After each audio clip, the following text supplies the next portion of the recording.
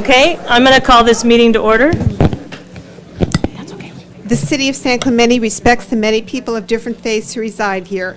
The City Council historically begins its session with an invocation offered by one of the religious leaders of our community with full appreciation of our shared belief that we are one nation under God. And while the city cannot endorse any particular religion, we respect the religious freedom and freedom of expression of all our citizens to pray as they feel led to pray. This evening's invocation will be given by James Jim Davis, Senior Chaplain with the Orange County Sheriff's Department. Please stand for the invocation and remain standing. The pledge will be given by Councilmember Donchek. Shall we pray? Our gracious Heavenly Father, we thank you for this beautiful place called San Clemente. We pray your blessing on tonight's meeting. May you give wisdom to our city leaders.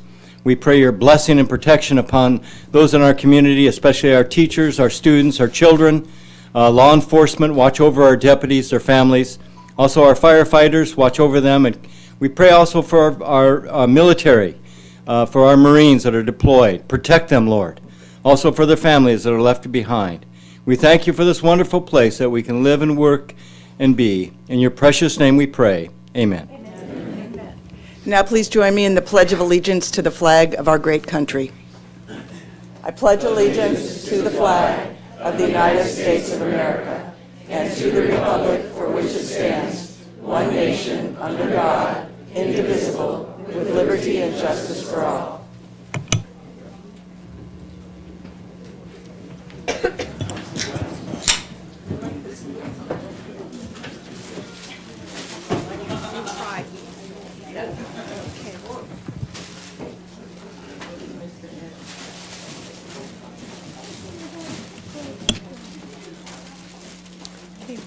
Councilmember Donchak? Here. Councilmember Ham? Councilmember Swartz? Here. Mayor Pro Tem Brown? Here. Mayor Ward? Here. First item on the agenda is a holiday serenade by the San Clemente High School Madrigals under the direction of C.J. Kemble.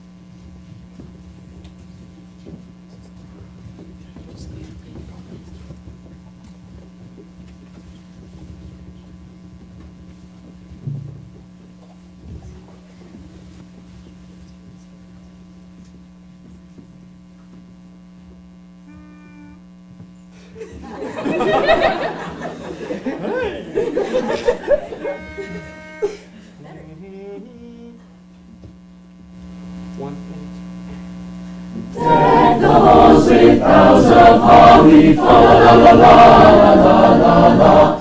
'Tis the season to be jolly, fa la la la la la la la la. Don we now our gay apparel, fa la la la la la la la la. Troll the ancient Yuletide carol, fa la la la la la la la la. See the blazing Yule before us, fa la la la la la la la la. Strike the chorus, fa la la la la la la la la. Follow me in merry measure, fa la la la la la la la la. While I tell of Yuletide treasure, fa la la la la la la la la. Fast away the old year passes, fa la la la la la la la. Hail the new year, lads and lasses, fa la la la la la la la. Sing we joyous all together, fa la la la la la la la la. Heedless of the wind and weather, fa la la la la la la la.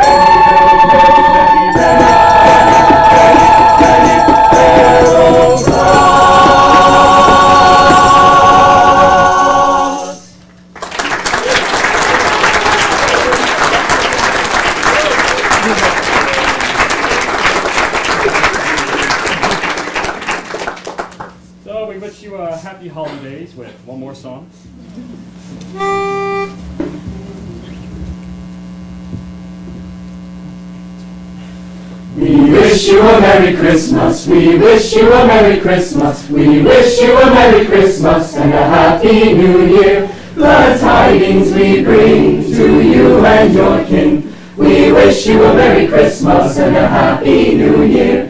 Now bring us some figgy pudding, now bring us some figgy pudding, now bring us some figgy pudding, and bring it us here. Glad tidings we bring to you and your kin. We wish you a Merry Christmas and a Happy New Year. Oh, we won't go until we got some, no, we won't go until we got some, we won't go until we got some, so give it us here. Glad tidings we bring to you and your kin. We wish you a Merry Christmas and a Happy New Year.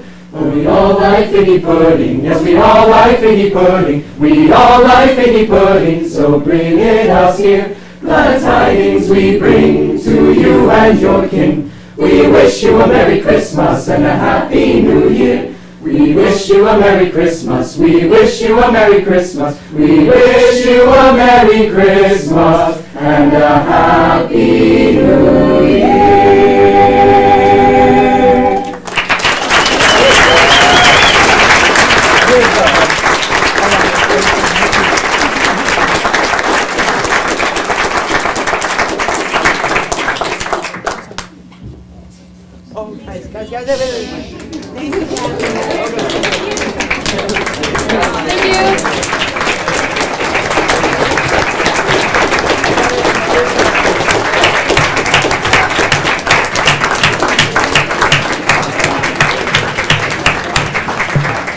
Thank you, San Clemente High Madrigals. That was wonderful.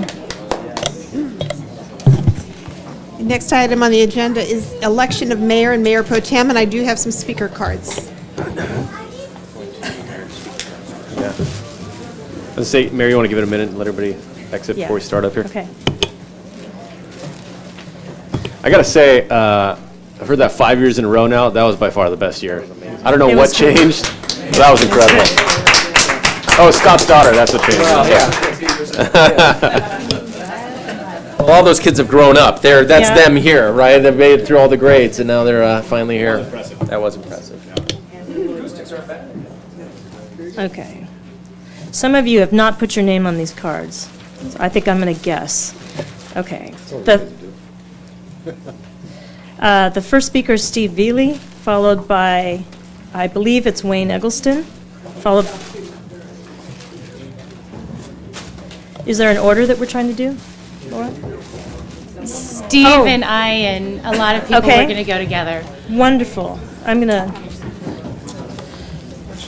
I'll just see who's left. Just speak whoever's going to speak. Well, first, we just want to thank everyone up here, but just a super huge, special heart felt thank you to Kathleen. She has been incredible, and just everything that I wish that every mayor had in every city, because she's just been exceptional and answered so many questions and just been such a wonderful source of information and taking the time and the care. We are so privileged to have had you as our mayor. And Tim, you have some really big shoes to fill, because Kathleen has been so, oh, okay. Well, we're excited, and we just wanted to thank you, especially the No Toll Road crew in here tonight. We are so, so grateful for you. So we have a video and some flowers.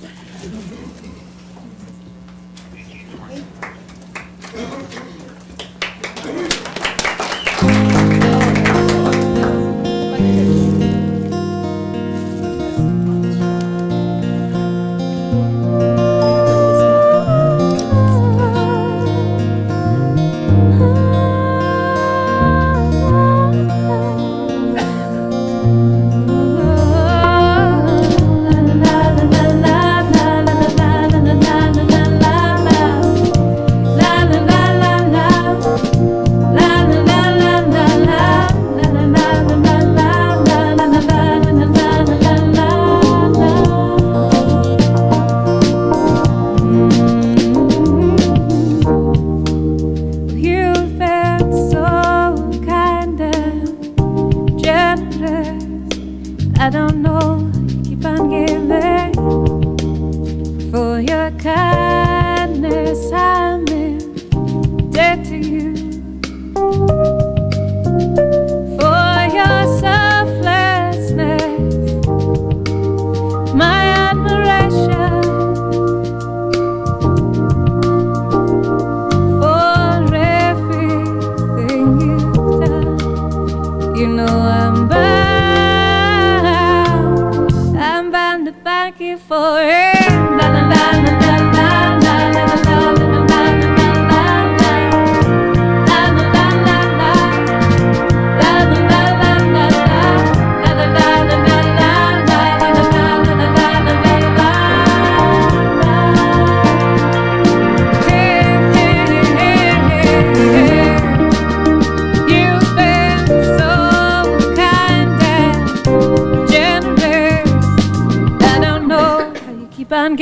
it.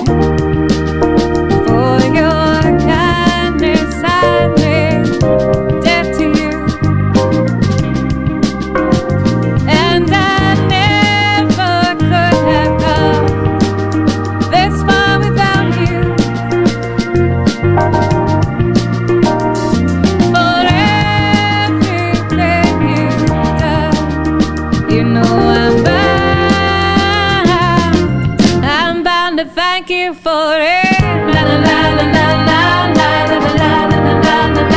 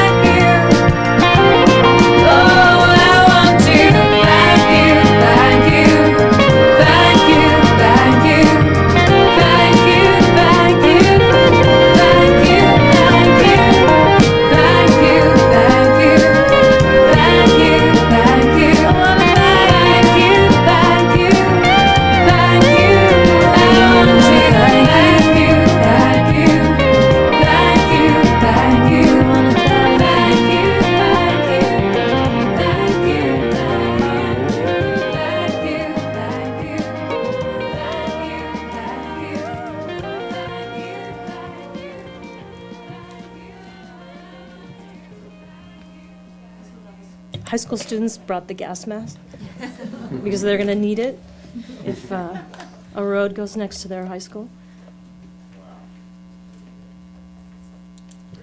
Well, thank That you. is wonderful.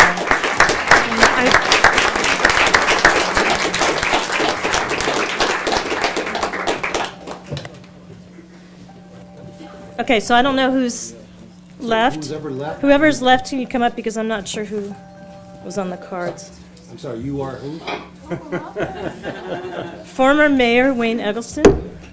Gosh, I don't know what to say. When I was mayor, I know how difficult it really is, and you have dedicated every day during the last year to being mayor. And thank you so much. And you have been the angel, the guiding angel for us for the toll, against the toll road. We all need to dedicate ourselves this next year to abolishing the toll road. You know, so thank you very much, Kathy. Just a little thing that I grew, of course, you know.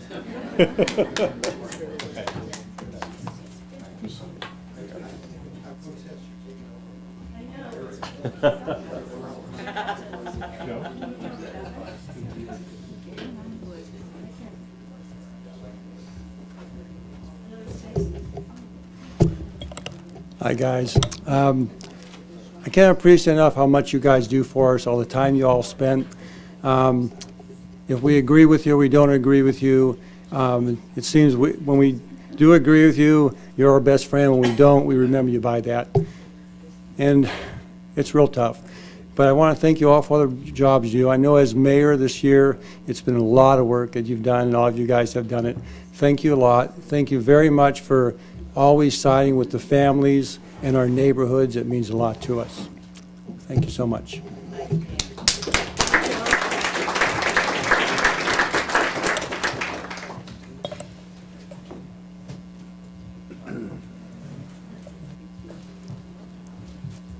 Hi, Good Charles. evening, Charles, man. I personally want to thank you, Mayor Ward, for the great work that you did as mayor for the San Clemente in protecting our gem of a city. But more importantly, there's thousands of residents that want to thank you for doing what was in the best interest for the city. I know it would have been easier to follow special interest groups, and especially the ones that threatened you and threatened the city and insulted you. And we all appreciate the hard work and dedication that you put into it in keeping up with the city.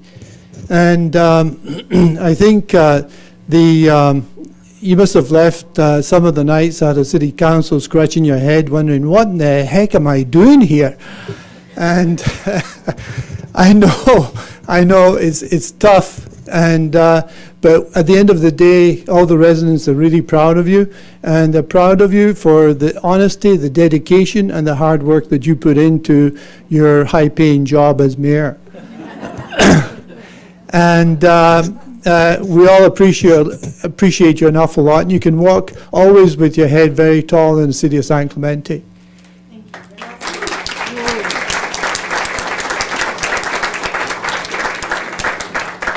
A small token. A small token. Thank you. Thank you very much.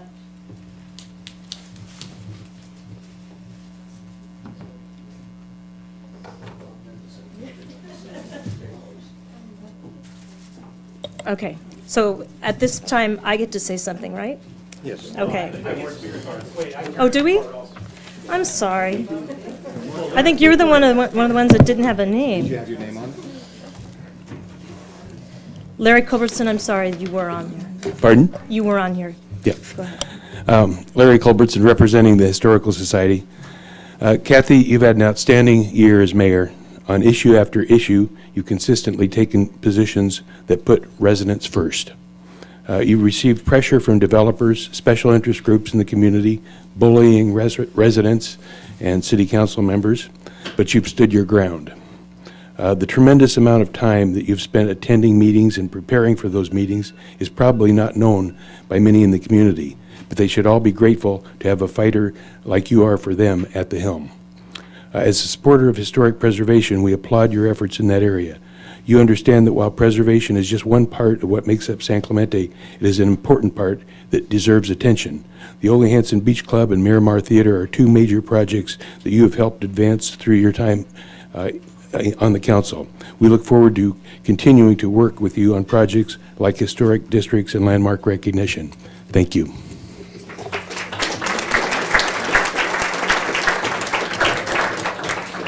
Former Mayor Bob Baker. Yeah, Kathy, Pam and I wanted to come and thank you for your great service to the city of San Clemente over the last year. We all know how difficult this stuff is, and I want to congratulate you. It's all been said by other folks, but you've consistently stayed true to putting residents first, and that's been a key mantra for the last 10 years or so around here, and you've really done a great job at doing that, and I'm certain that next year's mayor will continue that focus and that drive to keep residents first in the city of San Clemente. Thank you very much, Kathy.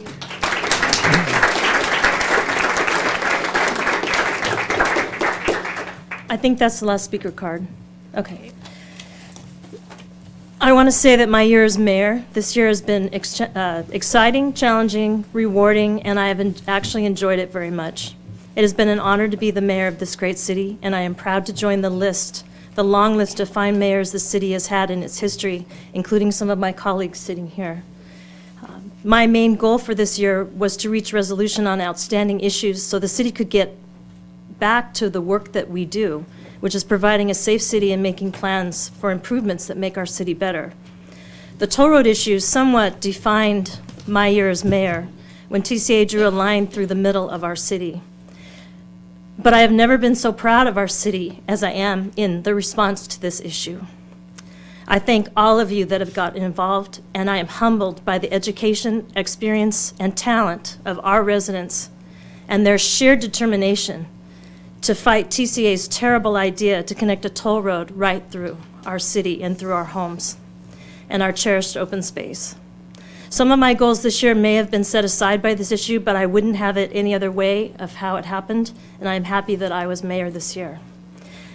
I remain completely dedicated to the toll road issue, and I will continue to work so that TCA can never again threaten our city or any other city with an ill-conceived, unwanted roadway. I want to thank all of our department heads and their staff for the great work this year and the work you do every day representing all of the residents in this city.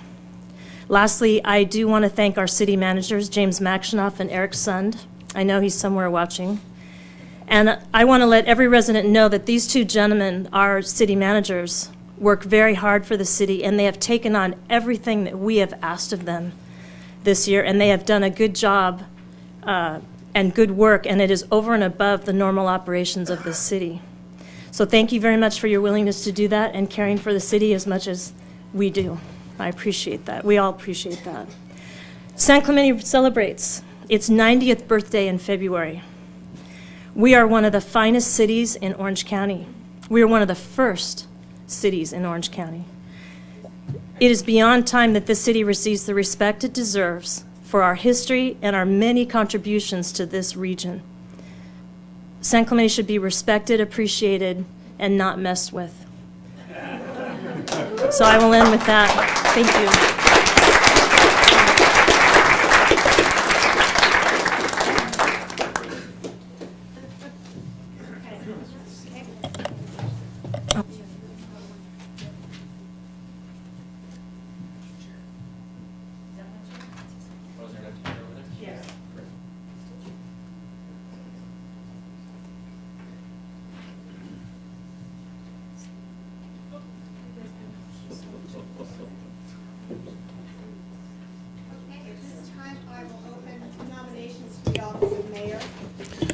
Nominate Tim Brown. Second. Are there any other nominations? I'll close nominations. All those in favor of appointing Councilmember Tim Brown to the office of mayor, please signify by saying aye. Aye. Opposed? Carries unanimously.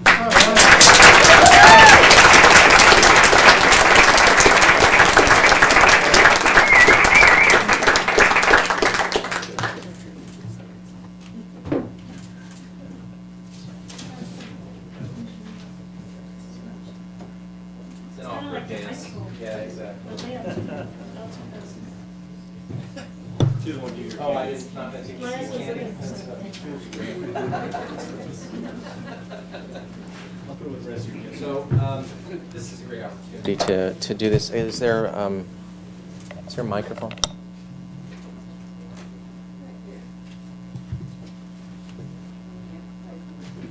So prior to us voting on the Mayor Pro Tem, I think this is an excellent opportunity to recognize and to build upon much of the kind words that have been said about former Mayor Ward now, and the good work she's done for the city of San Clemente. If I could describe Kathy one word, it is passionate.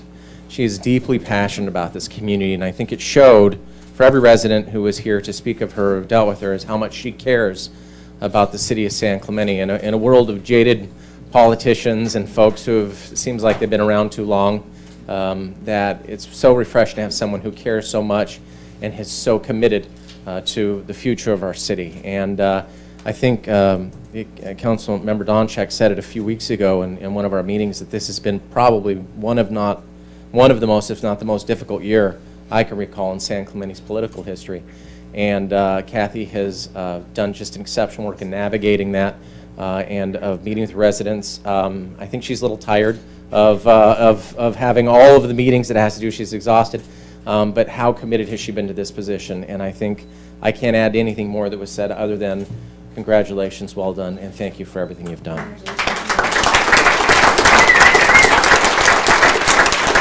There's a nice little plaque here. You can hang that on your wall.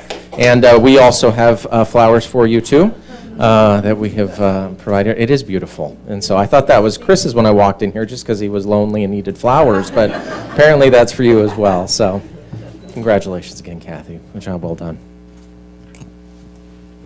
One of the things I want to say is with our 90th birthday this year, I cannot think of someone better to usher that in and celebrate with the residents that San Clemente's been here for 90 years. That's great. It's going to It's going to be a great year. So I will then open the nominations for Mayor Pro Tem. I would like to nominate Councilmember Steve Schwartz for our Mayor Pro Tem position. I'll second that. All right. we're going to close that. We'll just assume it's closed, right? All those who are in favor of the nomination, please say aye. Aye. All opposed? Congratulations, Steve. Congratulations, Steve.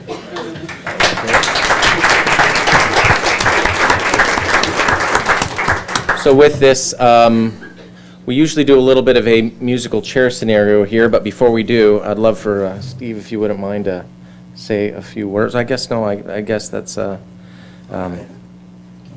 take the opportunity, and then after that, I'll probably say a few words as well, if that'd be okay.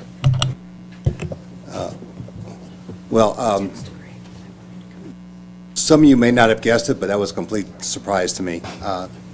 As all of 1 year on the council, I have seen how much leadership that Kathy has shown, and I have also enjoyed working with all the council members who are dedicated to our city. Now, we may not be in lockstep at all times on all issues, but I do believe in our hearts we bleed red and black for the city of San Clemente, and I think we always will. So to be nominated by this group as your Mayor Pro Tem is an honor, and I really appreciate it. Thank you very much. And with that, I won't have any words other than I'd like to thank the council for the opportunity to serve as mayor this year. I hope I can fill Kathy's very big shoes and the previous mayors who have also had the opportunity to serve here. Kathy, I didn't mean that. It's a figure of speech. I don't mean it maliciously at all. Yeah, but I would like to thank all the residents who came here tonight to thank Kathy for her service, because she truly does deserve it. And I'm grateful that we all also have a deep and abiding passion for the beautiful town that is San Clemente. Thanks for being here tonight, folks.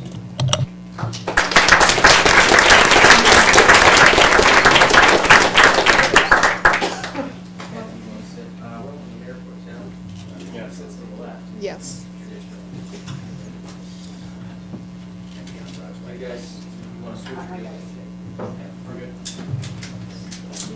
So we're going to have a little more musical chairs here, just because of the mayor position. I am? Yeah. Yes. I thought we just left. We usually have, I don't know why it is, but just traditionally it's always been. The Mayor Pro Tem's to the left of the mayor.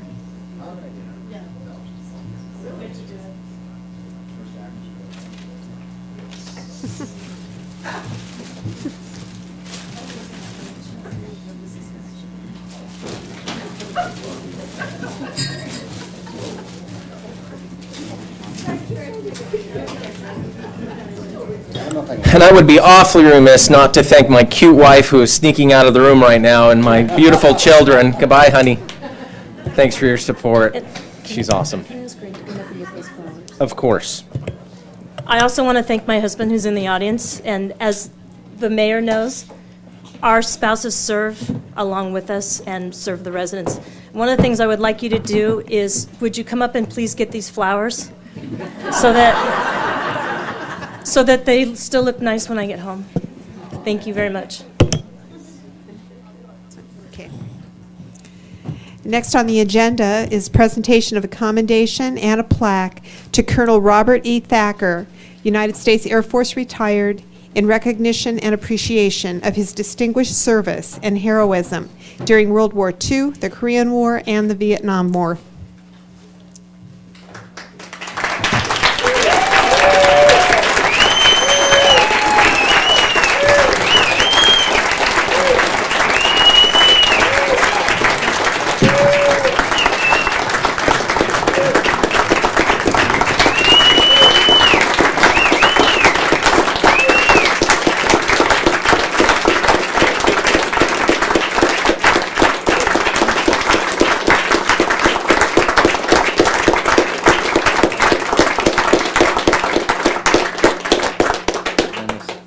Thank you, and I'm honored to be here.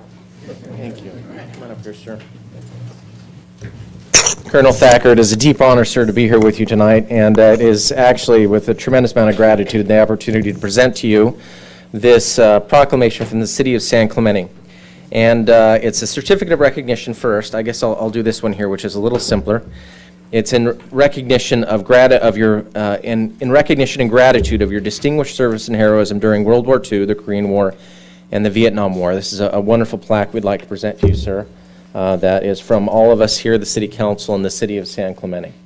So thank you for that.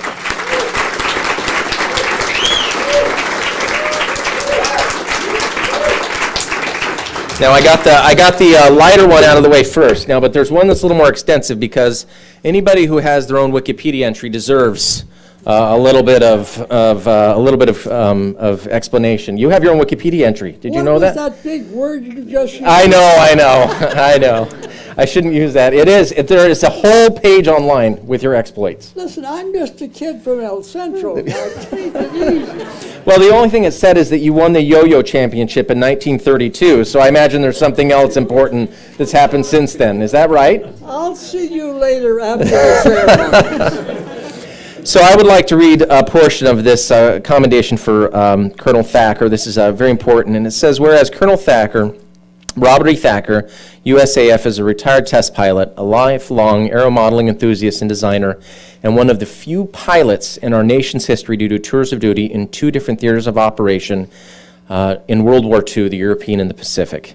And whereas on December 6, 1941, at the age of 22, Colonel Thacker flew from the west coast of the United States to the Hawaiian islands of Oahu at Pearl Harbor, arriving on December 7, 1941 at 8 o'clock, at which time he was met by Japanese aircraft shooting at his B-17. While Colonel Thacker survived the attack, many of his squadron were lost or crash landed. And whereas, as a graduate of the Air Force Test Pilot Academy at Edwards, Colonel Thacker was responsible for testing a wide variety of aircraft between 1939 and 1970. In 1947, he tested Betty Jo, a North American F-82 twin Mustang who was named after his wife. This flight represented the first nonstop test of a fully laden fighter between Honolulu and New York City, and to this day holds the record as the longest and fastest average of 350-mile-an-hour journey by a propeller-driven fighter.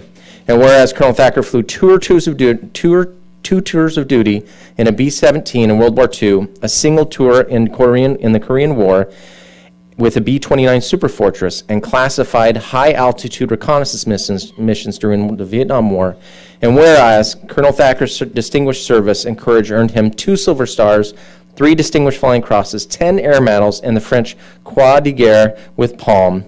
And whereas with the advent of the Pearl Harbor Remembrance Day on December 7th, it is fitting and entirely proper that the City of San Clemente recognize Colonel Thacker, for a highly respected San Clemente resident, for bravery and meritorious service that he exemplified during 3 wars. And lastly, for a man who was married to a wonderful woman for 72 years. And we want to congratulate you, sir. Thank you.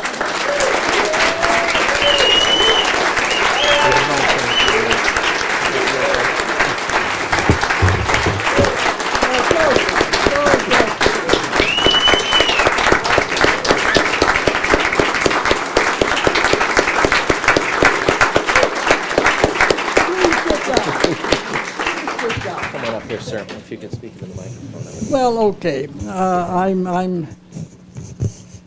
I've been making great love to this little city of San Clemente since 1932. I've always loved it. When I served 31 years in the Air Force flying for them, I retired. And where do you think I came in 1970? Right here in my beautiful San Clemente. Thank you for all of your help. I've enjoyed it, and I hope to have a few more years over the 99 that I'm celebrating right now. And I want you to say hello to my darling Barbara that helps me all throughout my day. Thank you, Barbara.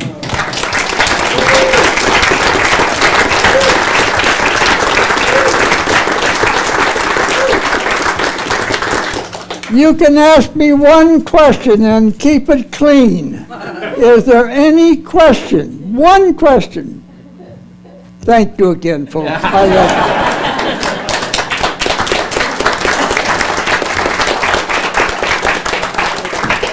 you. You have to respect a man wherein the Wikipedia entry says that Colonel Chuck Yeager assisted him in flying the P-80s. So, all due respect, sir, thank you for being here tonight. Appreciate that. And Dr. Gialamas, thank you. Oh, great. That's wonderful. Thank you. Great. Thank you.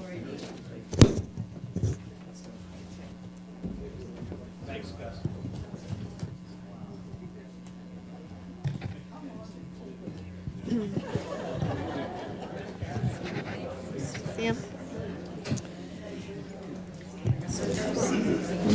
Okay.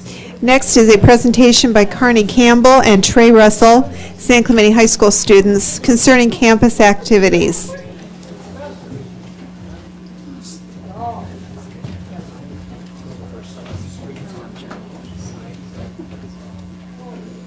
Screens aren't on. Hi, my name is Carney Campbell, and I'm the Link Crew president at San Clemente High School. So Link Crew is an organization that we founded last year that is dedicated to helping freshmen and new students transfer into high school. So one of our big events that we held during Thanksgiving, before Thanksgiving, was our Friendsgiving, which was run by the No One Eats Alone committee and the New Student Committee. So both committees went around and spoke to specific students that we thought would benefit from this event. And we handed out flyers to teachers to give to students that they thought could use a friend before the holidays or have lunch with some other kids that were similar to them. We had about 50 students in attendance, which was more than we expected. We actually ran out of pizza. So we had about 50 students in attendance, which was pretty good for both committees. And we are still hosting after-school tutoring sessions, but we have now opened them to all students, so it's not just freshmen, in order to kind of cater to all the grade levels rather than just freshmen or new students. So we have consistent students that are attending both the Tuesday and Thursday sessions from 3 to 4. So this is one of the girl in the jean jacket is our Link Crew vice president, Andrea, and then that's one of the freshmen that attended. She's helping her, I think, with math. And so some of our upcoming events we have through December and January, because finals week is coming up in a couple weeks. We're going to be hosting a final cram session that's run by the academic committee. And we're going to hold a movie night in January, kind of to kick off 2018, and to have another event. This one will be just for freshmen, so we're trying to connect our leaders with our freshmen more through more events. Thank you. There you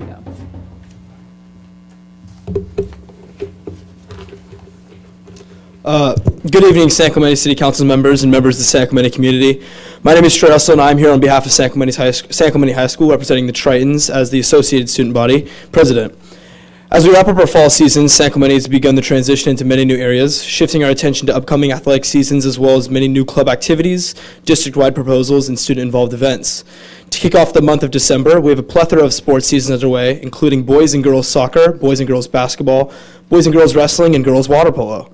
We are excited to see what is in store for these teams, as many of them are defending league championships, most notably our boys soccer team holding a high national ranking of 22nd. As for the clubs across the SCHS campus, many are planning for their final weeks of the semester, as well as looking forward to the second club rush coming up in the next few months. One of San Clemente's more highly regarded clubs, National Honor Society, recently held its induction ceremony, welcoming many new Tritons into the society of hardworking and community-driven students. The club is looking forward to starting many charity events, the first being a toy drive this weekend and the following weekend of December. In addition to NHS, there are also a few environmental clubs getting busy in these upcoming weeks. First off, we have our Team Zistu, a group of environmentally minded students. They're taking action at tomorrow's Capo Unified School District meeting. They will be making their presence alongside the SCHS Blue Oceans Club, fighting for the final vote on the decision for installation of solar panels at the CUSD schools. Team Zistu is also planning a day of action on the 16th of December, where they will take to the streets to local businesses, proposing a plastic-free water usage, offering alternate choices that are more environmentally friendly. As for in-school events, the senior class is an upcoming event, Senior Snow Day. San Clemente instituted this event last year, purchasing tons of snow to build up a small sledding hill and plenty of excess ground coverage for the day. Besides just seniors partaking in the event, staff, administration, and San Clemente's Best Buddies Club are all invited to experience the fun firsthand. Other events coming up include San Clemente's next school dance, Winter Formal. This year, the student body came to the decision of Candyland, where the venue, A.V. Irvine, will be draped in color and decoration according to the suite theme. Just prior to the dance, San Clemente's Associated Student Body will be putting on a winter sports assembly where all teams in any participating clubs will perform in front of their fellow students. This year's theme for the winter sports assembly is A Night at the Oscars, where all teams, clubs, and classes will be competing for the Best Academy Awards given out by teachers. These events take place mid-January, but planning is well underway. All events aside, San Clemente is also getting ready to advance into the finals week of the first semester, or as the first semester comes to a close. With the finality of our first semester, our amazing advisors have worked extremely hard to ensure that we have a smooth academic finish, as well as a very strong academic start to our second semester. Currently, our advisors are also working very hard on having every senior of the class of 2018 apply to college, ensuring that in one way or another, our fellow senior class is set up on the road to success. This concludes our December report from San Clemente High School, and I'm confident in saying that the future is bright for the year of 2018. With a strong academic student body, backed by leading athletics and extravagant events, there's no doubt that this upcoming semester will be packed with memorable experiences. Thank you for all your attention and for your attendance tonight. And to the community of San Clemente, may the best be in store for SCHS and its further growth within our city this upcoming year. Thank you. Thank you.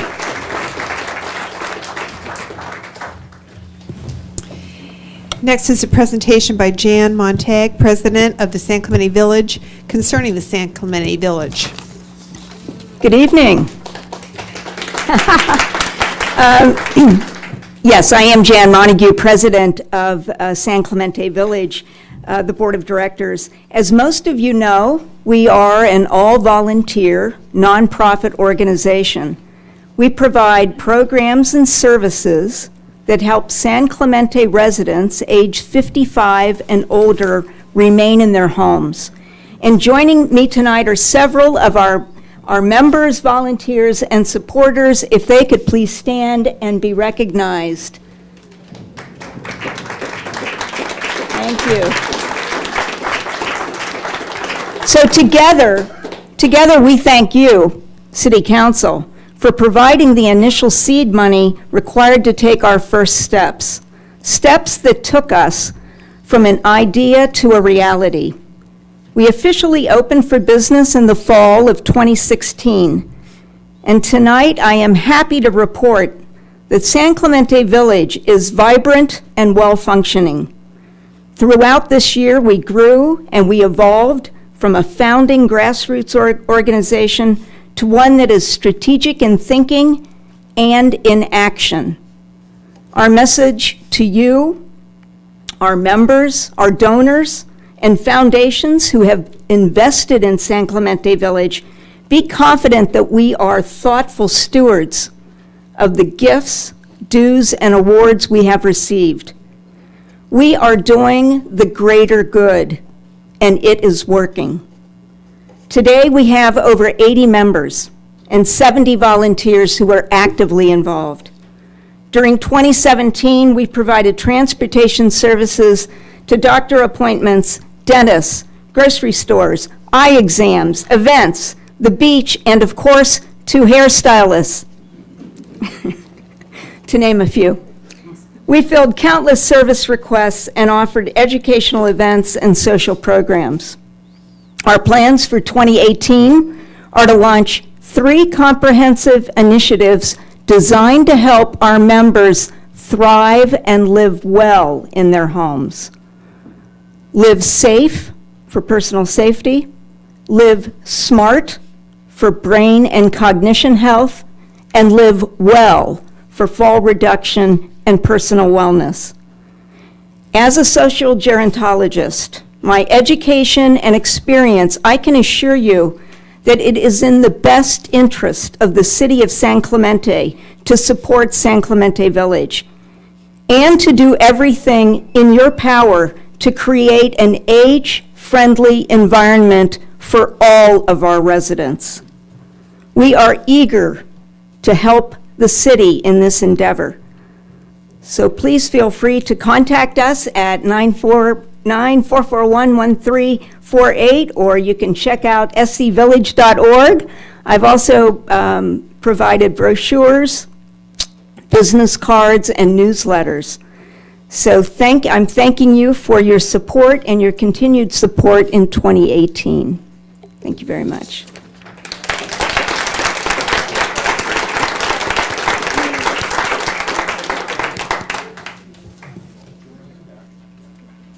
They're giving it to us.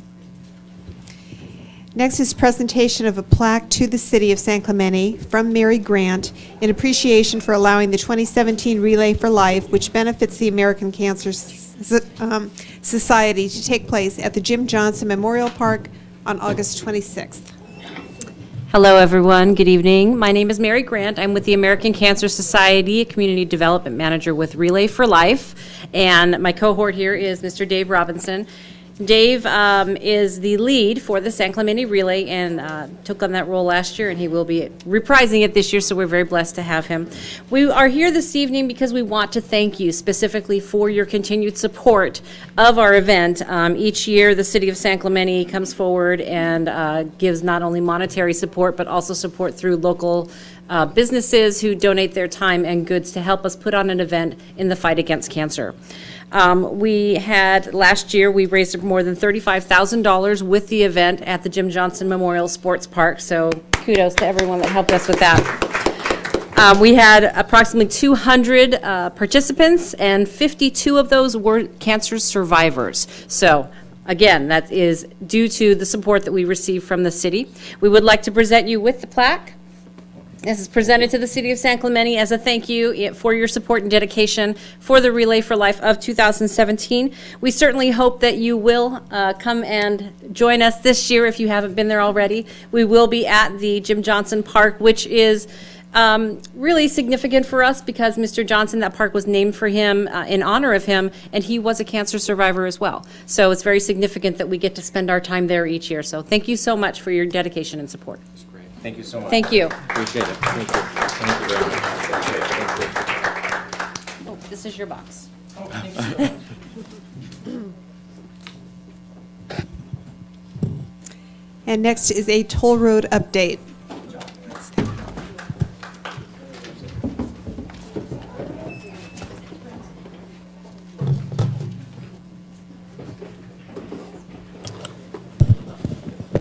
Okay, prior to staff presentation, we have some cards on this item. First is Eva O'Keefe. Following Eva is Steve Vicky?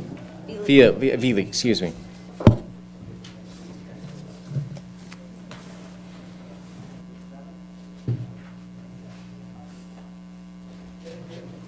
Tell me when. We're getting bombarded. I'm looking at the. Okay.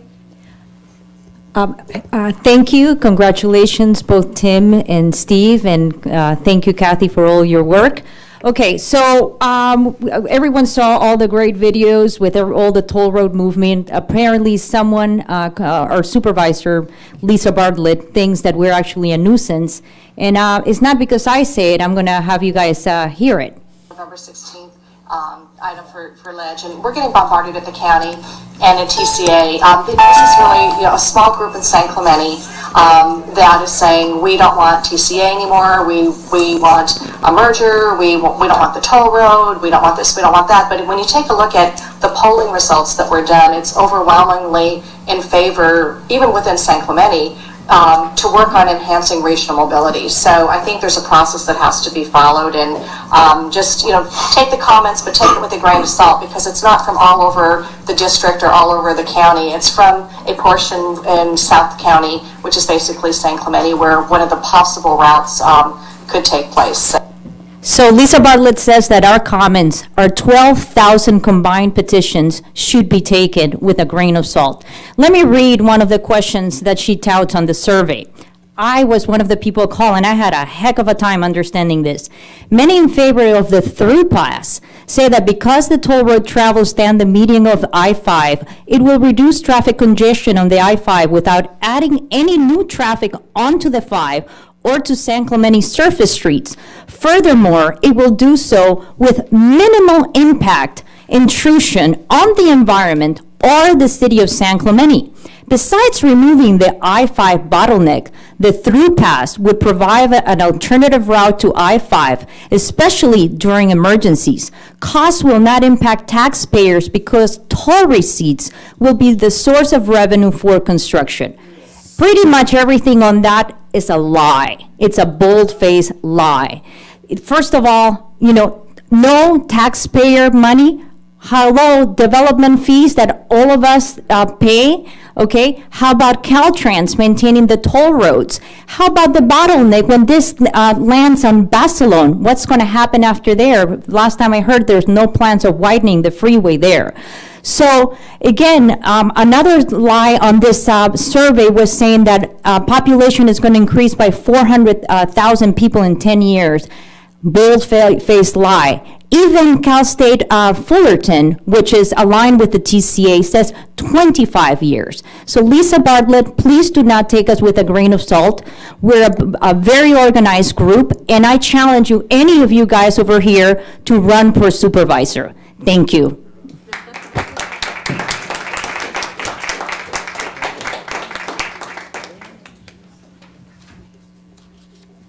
I'm Steve Veely, San Clemente resident for 30 years. I don't have a lot to say, but I'll start with a warning to be careful what you say around Ava O'Keefe because she'll convince you to say it before an audience. She's apparently made it her goal to single-handedly cure me of my lifelong aversion to public speaking. Also, thank you very much, Mayor Ward, for your great service. With our county supervisor, Lisa Bartlett, or what she said in that video is a true window into her heart. She probably didn't realize or remember as she spoke that she was being recorded. We've heard her say and learned of her doing her share of dubious things, but this was her let them eat cake moment. We in San Clemente are her constituents, yet she obviously caters to a completely different constituency, and it isn't the people she serves. With over 2,000 emails and over 12,000 signatures on our petitions, are to be taken with a grain of salt, a grain of sand, there is a huge problem. Every time I hear the words on that video, I find them reprehensible. Her statement that even most people in San Clemente are in favor.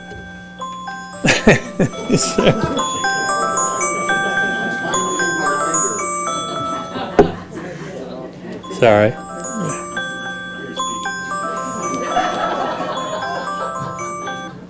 Persistent, aren't they? Yeah, they are.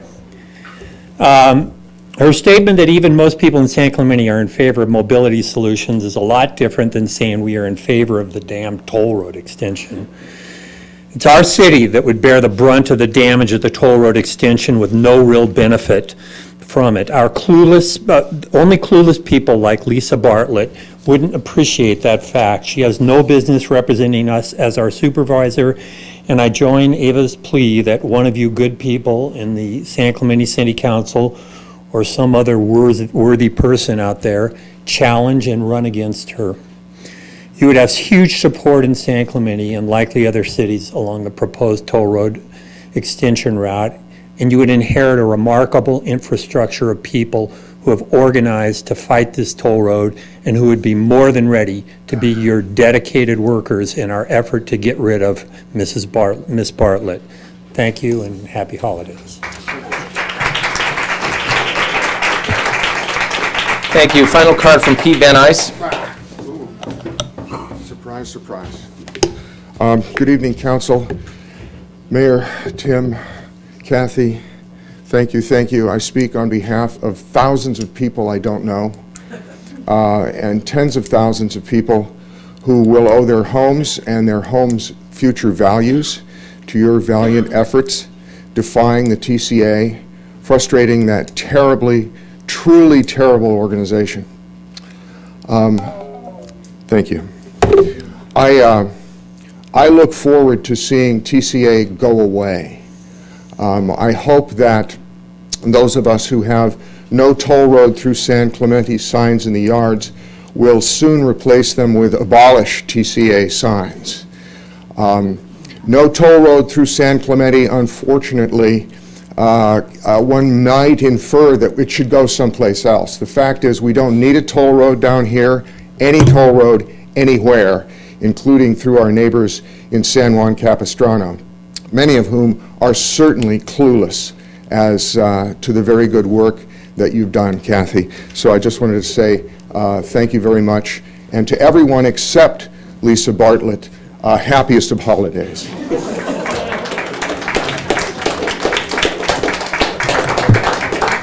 Joanne. Prior to us having oral communications, I'd like to ask for a 5-minute recess if we could. Is council okay with that? Oh, we can have the staff report, or was there any, I didn't think there was a staff update. No, we have a big report next time, but nothing tonight. May I have a 5-minute recess then? Thank you.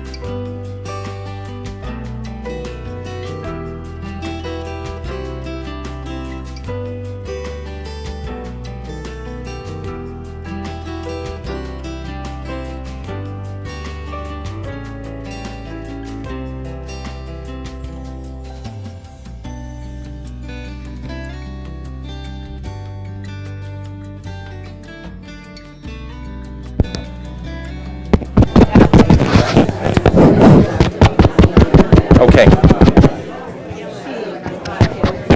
All right, I think we have it here, folks. Let's go ahead and we're going to reconvene.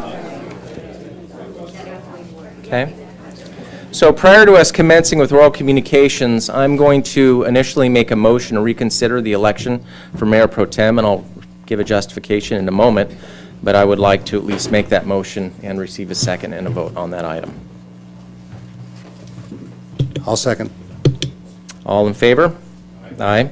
All opposed? Okay, so since we're a unanimous vote. Folks, I have to apologize to the City of San Clemente. I got my rotation messed up. And in doing so, I had inadvertently nominated who I received a 5-0 vote, and for Councilmember Schwartz to assume the Mayor Pro Tem duties. However, I am making this motion reconsider because I wanted to support Chris for that role this year, and then have Steve, of course, when his opportunity arises, to have that opportunity in the future and to follow the normal rotation. In the past, we have jumped the rotation, and we have inadvertently done things that have been, I think, something I want to avoid as much as humanly possible. So I will make the motion then at this point to nominate Chris Ham as our Mayor Pro Tem. And then I do want to give respect, of course, to Mayor Pro Tem Schwartz to, either, say what you need to say, or I'm sorry. I know. Yeah. And if you want to punch me in the face, I'm completely fine with that right now. We are going to have a duel in the parking lot after this event, 10 paces with silly string. No, I want to say that I had anticipated moving into the cycle of pro tem in another year, where I would have had a couple years under my belt at the city council and juggling things as we do that. And so I was pleasantly surprised to be nominated, and very pleasantly surprised to be elected. But I don't have a problem with going ahead and backing off my name and show that we do respect a certain rotation on the city council. I think every council member should have the opportunity to serve the city to their fullest potential. And I believe Chris can do that also. So based upon our mayor asking me to, I'll be happy to support Chris's nomination. We have a motion and a second. All those in favor? Who is the second? I didn't hear that. Who was the second? Steve was the second. Okay. All those in favor? Aye. Is supported 5-0. I would like to thank the extremely gracious Councilmember Schwartz for helping me unwind what I believe to be a little miscommunication. I think that deserves a hand of support. It was tentative upon me getting my old seat back. Yeah. It's yours, because I actually want that seat. So, and all apologies to Mayor Pro Tem Ham for making this a debacle. So, we're off to a great start for 2017. I'm feeling super good, but I'd like to thank you, Steve, and congratulations, Chris. So I'd like a recess so I can go throw up for a little while in the parking lot and feel a little bit better about this day, which is just seems to be getting even better. So thank you, San Clemente, for being gracious, and especially Councilmember Schwartz for an incredibly gracious move.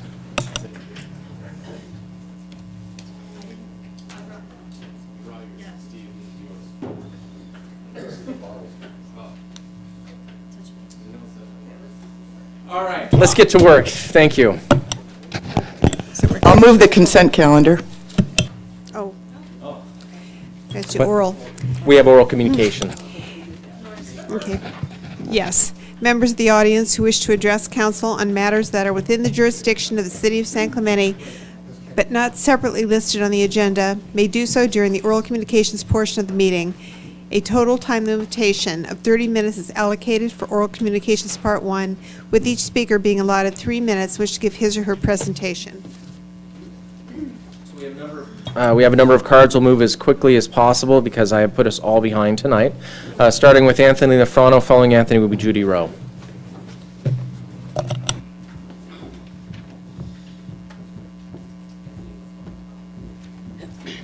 sorry, you heard my name. Before we start, there's an upside, Mr. Schwartz. You might have just made the Guinness Book of World Records for the shortest mayor pro tem. So that's the upside. Let's see. I think I'm a mouse guy on this. Now, how do I move forward? Or should I use this? Okay, let's go start at the top. Okay, people camping on Pico with propane. I've been talking about this for a while. I told you guys about it over and over again. So you can't claim ignorance going forward. This is what happened with the 7-acre fire on Pico a couple weeks ago. This is what the hillside looks like. And we all know that the cause was human. If you go back to the, right there, yeah, oh, yeah. And we all know the cause was human. The safety of San Clemente is your first priority.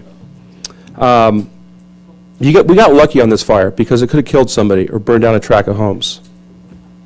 Unless we eliminate the problem, the next fire may kill someone. The solution is vigilant patrols by our sheriffs or volunteers. We need to have zero tolerance for trespassing, and this is your job. Next slide, please. This is Marblehead. This is a threat. People are camping below Marblehead. Next slide. This is another slide. Heavy vegetation. They are camping. This is across from the high school. I've seen a tent down there, and they do use propane at night. Next slide, please. This is Santa Rosa. This is what our town could look like, potentially. How many families were displaced? How many lives were just torn apart and lost? How much property damage occurred? Next slide, please. Mr. Ham, you're familiar with this, I'm sure. Not a fun scene. This could happen to our town if we allow people to camp with propane in the heavy vegetation of the Pico Canyon. Next slide, please. Again, Santa Rosa, again. And this could be one of our residents. How would you like to be displaced living in a hotel for 6 months because your house burned down, because somebody lit a fire in our canyon? Next slide, please. This is what it looks like. Can come right up the canyon. Very similar photograph. This is Santa Rosa. Again, next slide. And here's more in Santa Rosa, destruction. One more. Hey, Mom, what happened to our house? What was the cost to put out the fire in San Clemente, Mr. Ham? Thousands? Probably a lot. We need to direct the sheriff's department to make sure nobody's there camping. Or hire volunteers. I volunteer. The next fire is on this council, as will be any property and or life destruction. By the way, if one of our council members lived in Marblehead, this probably would have been cleaned up a year ago. Please do your very best to make sure that the next fire, and I hope we don't have one, the probability is not zero, does not turn out to be the next Santa Rosa. This is not San Diego. They're camping on sidewalks there. You can't light a sidewalk on fire. This is not the Santa Ana River Trail. They are camping in our canyons, and they're going to burn down the town. Thank you for listening.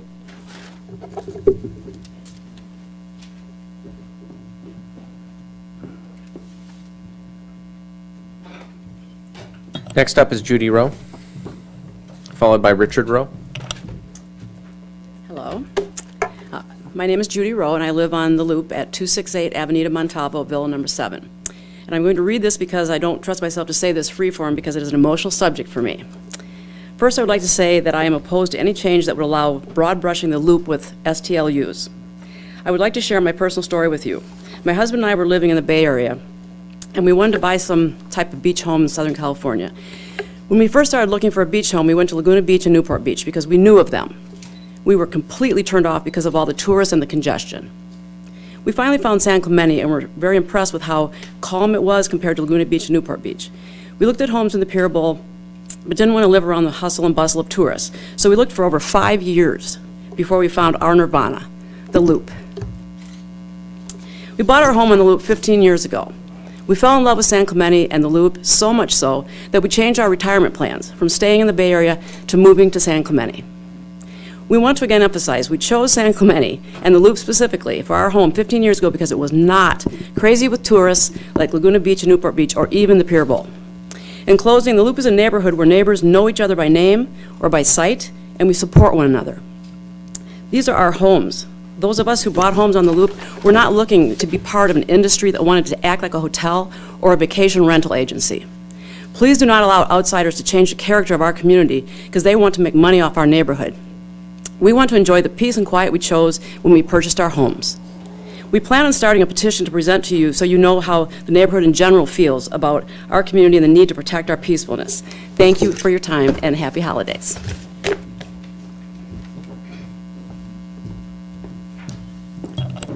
Richard Rowe, now followed by Ev O'Keefe.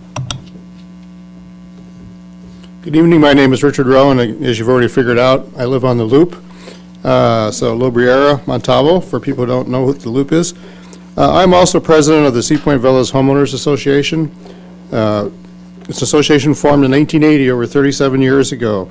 It represents 9 homes, and our HOA unanimously is very concerned about the changes happening to our neighborhood with the advent of the STLAs and other group living arrangements that are trying to change the rules after all of these years. For example, our CNRs, written over 37 years ago, specifically do not allow short-term rentals or multiple non-family members from living in our units. Why? If you go do a research of the literature and you talk to lawyers who advise HOAs in particular in high-density living arrangements, they will tell you the first thing you don't want to do is have short-term rentals and vacation rentals in your properties because of the insurance issues, because of the concern about being able to get mortgages and home values. The literature's filled the reasons why short-term rentals come with a bevy of problems for a neighborhood. Obviously, the issues range from noise to damage to property to parking issues. Anyone who knows or lives or has been anywhere near the Loop knows that parking is extremely limited and difficult.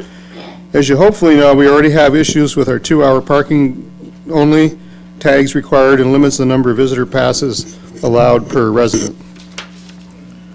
The Loop is high-density living at its best, and as such, it is critical that the rights of others to be respected to allow each family to be able to live in a peaceful area. Our CRNRs, as many do in our neighborhood, and I've talked to many of the other HOAs in the neighborhood, all have specific limitations on short-term rentals.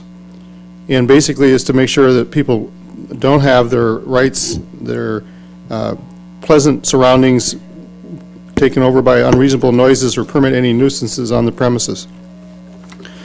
I think that, Judy said, the Loop, and we've talked to a lot of people on the Loop, because this is a big issue happening right now, as we know, is that it's not a resort, it's not a hotel. It's a neighborhood of private homes. That's what it was conceived as, that's what it's always been. To suddenly now want to change the rules, that's not seem very fair. The issues of transient visitors is well known. Hotels and resorts have full staffs of managers and security personnel 24/7 to deal with inevitable problems. To say they do not exist or we will only rent to good, nice people is a claim which is beyond the pale. You can't control that. We all know this is impossible to control without having staff that you can call. As we look at the Loop, again, not being a resort, not a hotel, we don't have a staff to maintain order. We don't have a front desk to call to say there's someone causing a problem or it's a loud party at all times of the night. There's no one to solve our parking issues. When some of the permits being issued say you can have 6 or 8 people living in a house and up to 4 or 5 cars, where are they going to park? And we certainly hope the city doesn't start giving people who are running a business essentially additional parking passes to be able to take care of these visitors. Thank you, Mr. Rowe. Appreciate your time, sir.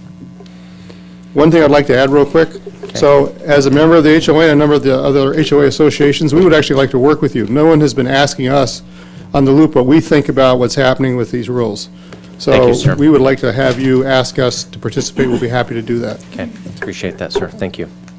Before we go to the next speaker, sure. This issue is going to be taken up, I think, in January by the Planning Commission. Mm-hmm. And James, we're going to be sending out notifications probably to everybody on the Loop saying this issue will be before the Planning Commission, and that's when we'll be soliciting input. So it'd be a good time to come back and speak and stay in contact. Thanks, Chris. Also, Scott, nothing we do would change what a HOA CCNR's control as far as their own area, right? Right, if they prohibit short-term rentals, then the city has no say in, That's what I thought. In that. That was our understanding too about the HOAs, but many of the people on the loop don't have HOAs and they're opposed to the SDOs too. So I just want to point that out. Thank you for coming out tonight. Eva, next? Oh, I'm sorry, Tony is next, and then following Tony? We're together. Oh, you're- together. We're a okay. I will team. put your cards together then. Hi, Tony. We're a team. Tony Nelson, is that right? Yes. Okay. My name is Tony Nelson. I'm actually from Capistrano Beach, your neighbor to the southeast, whatever, Dana Point. And I'm here tonight with my good friend Eva O'Keefe, who represents San Clemente Cares, and I represent Capo Cares. And we wanted to do a little joint presentation to you about one of our common roads. Next slide, please. Oh, do you know how to do it? Oh, there we go. Okay, so why do we care? We care because Camino de Estrella and Camino de las Maras is one long road that serves as an important joint entrance to both of our communities, both San Clemente and Capo Beach. We share a common road and we have common problems. We're sister cities. Capistrano Beach has a population of 6,400 people, and we shop extensively in San Clemente because we don't have a lot of commercial areas. We use Sprouts, we love Sprouts, Stater Brothers, Ocean View Plaza, Trader Joe's. All of your shops are our shops in Capistrano Beach. So we, both of us, San Clemente and, back please, San Clemente and Capo Beach residents both care because we want a comfortable, safe, attractive place to shop. We want to be safe there. We both contribute by way of sales taxes to your city, and we love to do that. We're happy to do that, but we would like you to maybe make the area a little nicer. So here's our problem. This area experiences crime, nuisances, transient activity, litter, and encampments. Those are well documented with police services and with code enforcement in both cities. Sprouts is a big improvement, but we're also already seeing signs of stress in the neighborhood. The Krikorian is closed, the hospital's closed, the Stater Brothers complex is a bit of a mess. We're wondering who's next. All of this kind of creates a broken window atmosphere. Residents in both cities complain that they don't always feel safe, especially at night. And the area has improved, but there's still reports of people being accosted while they're shopping, and that has happened to me several times, actually. The area looks run down, and it's a magnet for litter, graffiti, loitering, and we call it a broken window. Next slide, please. So like our own entries and front doors, entrances set the stage for what lies beyond. On the picture, there we are, there's our picture. So we want a nice front door. So what does this entrance say about our towns? The Caltrans freeway entrance almost always is covered in litter. It's a mess, and it often has transients hanging out there. The medians, unlike the ones in Dana Point that we talked them into improving, are filled with weeds and are unkempt in appearance. The trees need pruning. The pines are all over the place. There's dead bushes and plants, and there's dirty sidewalks everywhere. We can do better, I think. Go ahead. Okay, so here's an example of what we're talking about. And basically, there's really no landscape in the medians around Camino de los Mares. Again, I understand the challenges that we have with Caltrans, but generally, Caltrans is full of litter and, transient activities, panhandlers. So Dana Point had a similar situation, and actually they got their medians improved. They had some seasonal color installed. I mean, a super wish would be the pine lit annually, creating a beautiful entrance. So this is what they did on the Dana Point side. Obviously, quite a bit of a difference. Of course, Dana Point has, I understand there are different budgetary constraints in each city, but they've kind of gone all out. This is what the entrance of Capistrano Beach looks like, very nicely landscaped. So one of the things that we're asking is, again, if we can improve the cooperation with Caltrans. On my website, I ask people to contact them frequently, improve the medians. And one of the ways that we are talking about improving the medians is actually with Patricia Holloway and her San Clemente Green Foundation and Shade Tree Nursery. So they could actually provide the plants and the shrubbery for free. And actually we can get volunteers from San Clemente Cares and Capo Cares to plant these plants. So for the city, really, all you would have to do is actually copy what you did on Los Rios, which looks phenomenal. okay? Use the same design, or you can use Monarch Environmental, which you guys have worked with, and with the reserve. And, and fix the sprinklers. It shouldn't be a huge deal. One of the things that I learned is actually shopping centers with landscape areas will actually increase tax revenues to the city by 12%. And believe it or not, there's actually a study that says that landscape areas leads to lower levels of depression. So we're actually asking that you help us, put a plan together between the volunteers of San Clemente, Capo Cares, San Clemente Cares, Patricia Holloway and her foundation, to landscape between Miracosta and Cayo Nuevo. The other one is maybe we should talk a little bit more about the Adopt a Highway program, because obviously it's not working too well, so maybe there's some improvements that can be done there. Obviously, San Clemente cares, Capo cares, we know you care too. Help us fix this broken window. Thank you so much. Thank you. I'd like to volunteer to work with this group on this issue. And also, we had talked at a meeting a few months ago about getting an update on the Adopt a Freeway program from Caltrans. Could we have that agendized for a meeting in January? It was discontinued during the recession. Sure. Okay. Absolutely, I don't have a problem with Okay, that. but if it's back up and running, there are a lot of people that would want to participate in that. When is our, James, when is our next scheduled Caltrans update? I know we were receiving one with regularity. I'm not sure at this time, Okay. but I've talked to Caltrans a number of times about the freeway, had meetings with them. Their basic position is unless it's a dangerous situation, they don't have any desire to do any real maintenance or cleanup or improvements of the off ramps and the sides of the freeway. They just take a life safety type approach. They don't have the budget to do anything. They've told me that the area under construction right now, Topeka to the north end of town, is basically the responsibility of the contractor, and that maintenance of it right now is not one of their chief things as they're going through the expansion of the freeway. Once the construction project ends, then they'll get to a more regularly scheduled cleanup of the freeway. They tell me that the Adopt a Highway program is in place, except in the construction zone right now, and that as far as they're concerned, the Adopt a Highway program is working fine. Okay. But I've had numerous conversations with Ryan Chamberlain and the staff. I actually sent him a complaint one day via email, and he responded back to me, "Here's our web portal for you to file complaints." And I thought, wow, I'm the city manager. I thought I could get a little bit more interaction, peer to peer. And it was, hey, go to our website and fill out your complaint. And Okay. so I shared that with Kathy, and Kathy filed a complaint. And what was it? 3.5 weeks later, they took care of it. It was all the weeds on the off-ramps that they had not cut since the winter. And they actually did it, so. Councilmember Don Chuck, do you want to amend Well, it, so or- I'll step up on this Adopt a Highway, and I'll work with the two speakers that just came up, because I just on my iPad pulled it up. It looks like it's a real thing. So I'll work with you guys, because the off-ramps are a different issue than the construction zone. Yeah.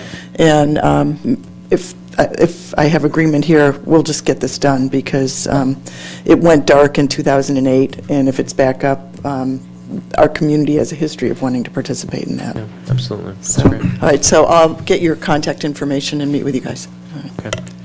Any comment on that? If I can, I have been talking and watching this area for a while. I got involved with the Ocean View Plaza along with the city manager, I think almost 2 years ago, maybe. But the management and the owners of Ocean View Plaza are very responsive, and they did a lot to change that with the issues that were there. I called them today and I got permission to announce this. The Brixmore Property Management Group bought the Stater Brothers Plaza. And the deal just went through, and so they are looking forward to changes. They're going to make it look, they think, like Ocean View Plaza. So that part of your broken window is going to be taken care of. So they gave us permission to announce that. Great. Yep. Good update. Oh, and we now have a Dunkin' Donut there, too. As of Friday. Grand opening on Saturday night. Saturday. Before we go past this issue, one of the things that I brought up prior to James coming to town was our off-ramps, because previously the Adopt a Highway didn't deal with the off-ramps, and so we discussed some preliminary numbers back then about what it cost to take over maintenance of the off-ramps, and it's pretty substantial.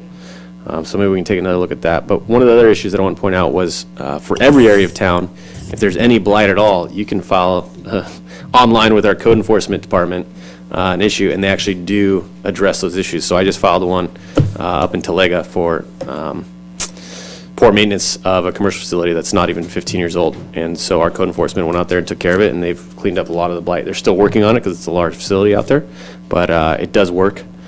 So I recommend, that's always an outlet that you can take. I know coming here and speaking is not the easiest one to do, so I appreciate you bringing it up, but one of those things that you can do as a community is go online. So the last part is Dana Point has their medians covered in grass, which the state outlawed. I did a site visit there today, and what I found was that's actually a park. So that median is extra wide, and they have a little remembrance plaque, and you can walk in the park, and so that's how they're getting away with grassing the medians. And we do actually have a similar issue in San Clemente where we have a park that is also a median, so it's not like we're not taking advantage of it. Well, we have it's the bridle trail, right? Isn't that? No, those not a park. It's Kathy got it. Montalvo, okay. Montalvo Lobiero Loop, there's an island there that's a park, not a center median. So, okay. The problem is though, Los Maras is a little more highly traveled on our side, so I don't think we could qualify that as a park because there's not necessarily access. Yeah. We'll definitely have a challenge. Thank you for those comments. Next is Sandra Weaver. Following Sandra is Veda Chappell.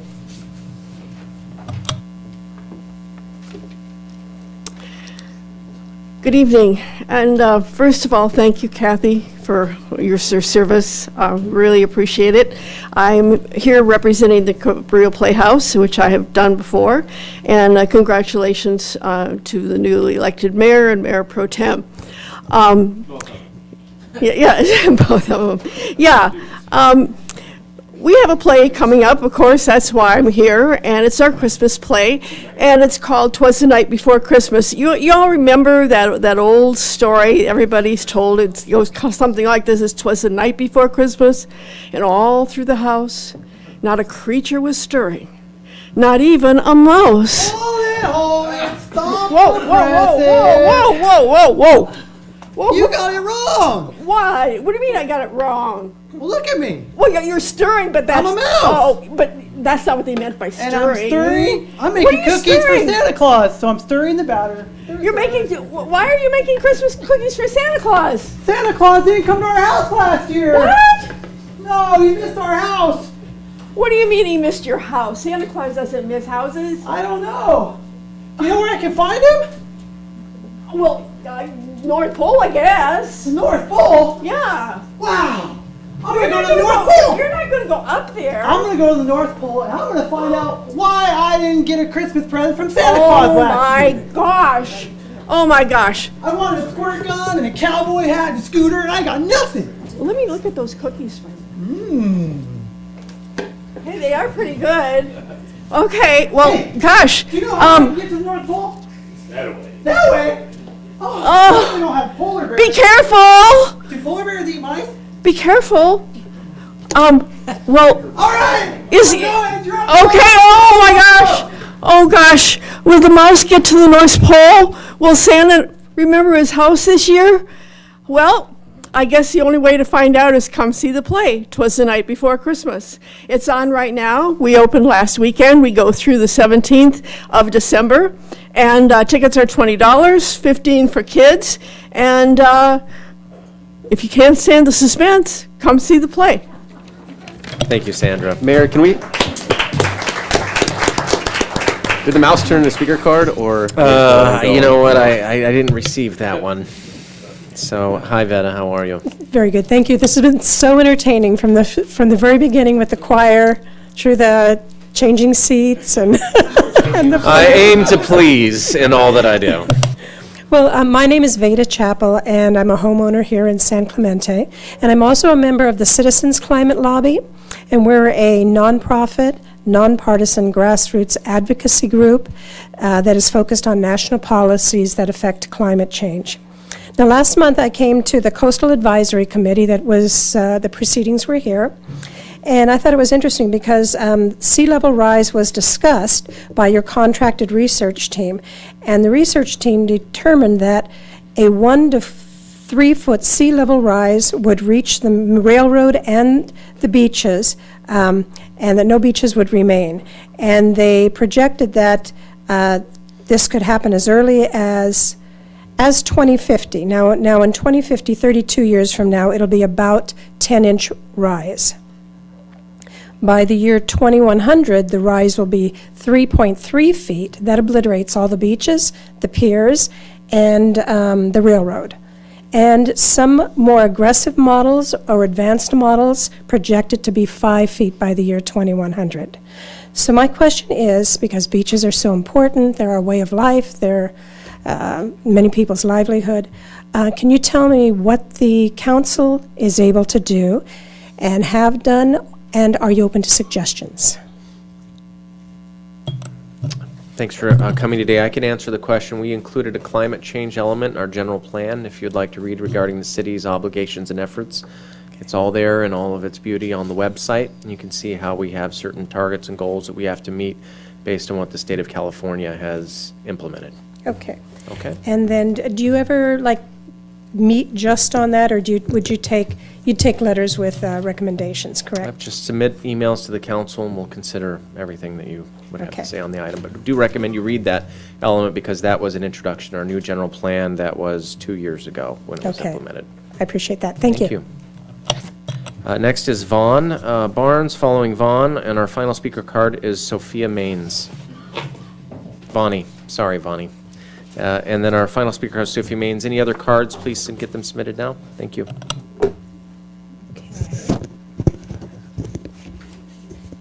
Okay, Honorable Mayor and Council, I'm Vonnie Barnes, Board President of Rancho San Clemente Community Association.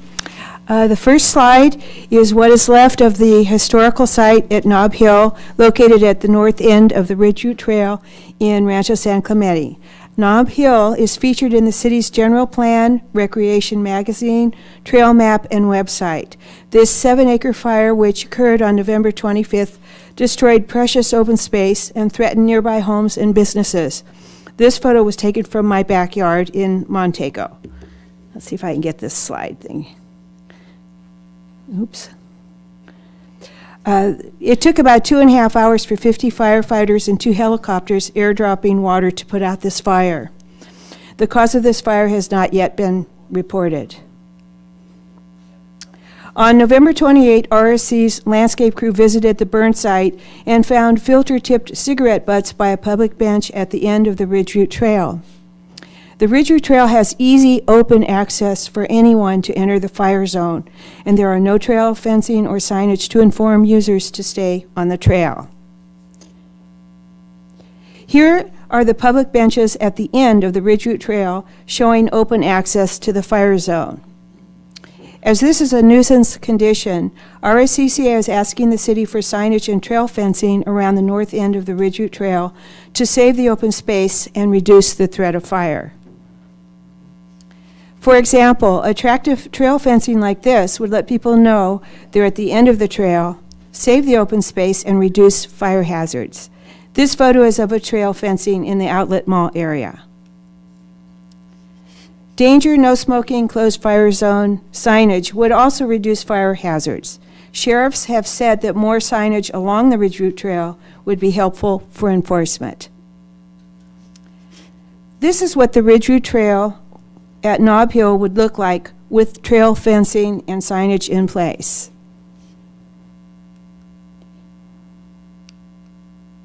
And lastly, the slide disappeared. And this is a close-up of how it would look of the same site, but just closer up. The trail fencing is very inobtrusive, and the view is still beautiful. Please save the open space and reduce the threat of fire with trail fencing and signage on the Ridge Route Trail at Nob Hill. Thank you. Thank you, Vonnie. Next is Sophia Maines.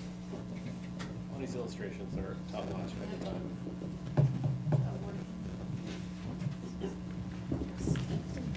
Hi, my name is Chloe Camp, and these pictures are to reference throughout the presentation.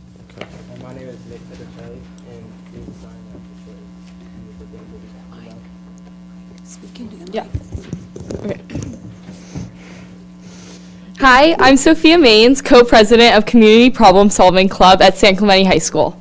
And I'm Ishan Modi, a member of the CMPS club at San Clemente High School.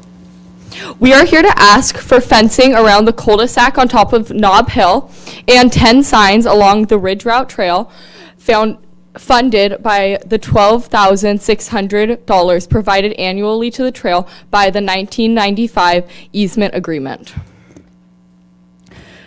In order to reduce the probability of fire occurring in the future. Fires occurring around the trail put local homes and businesses at risk. Mrs. Barnes stated, there is no fencing or signage warning trail users to stay out of the high-risk fire zones. Our club has come up with the plan to put signs along the trail and fencing. Our club has, along the trail and fencing at the cul-de-sac at the top of Nob Hill where the 7-acre fire occurred. There will be no need for fencing around the cul-de-sac, there will be need for approximately 120 feet of fencing around the cul-de-sac as seen by the yellow outline in our display.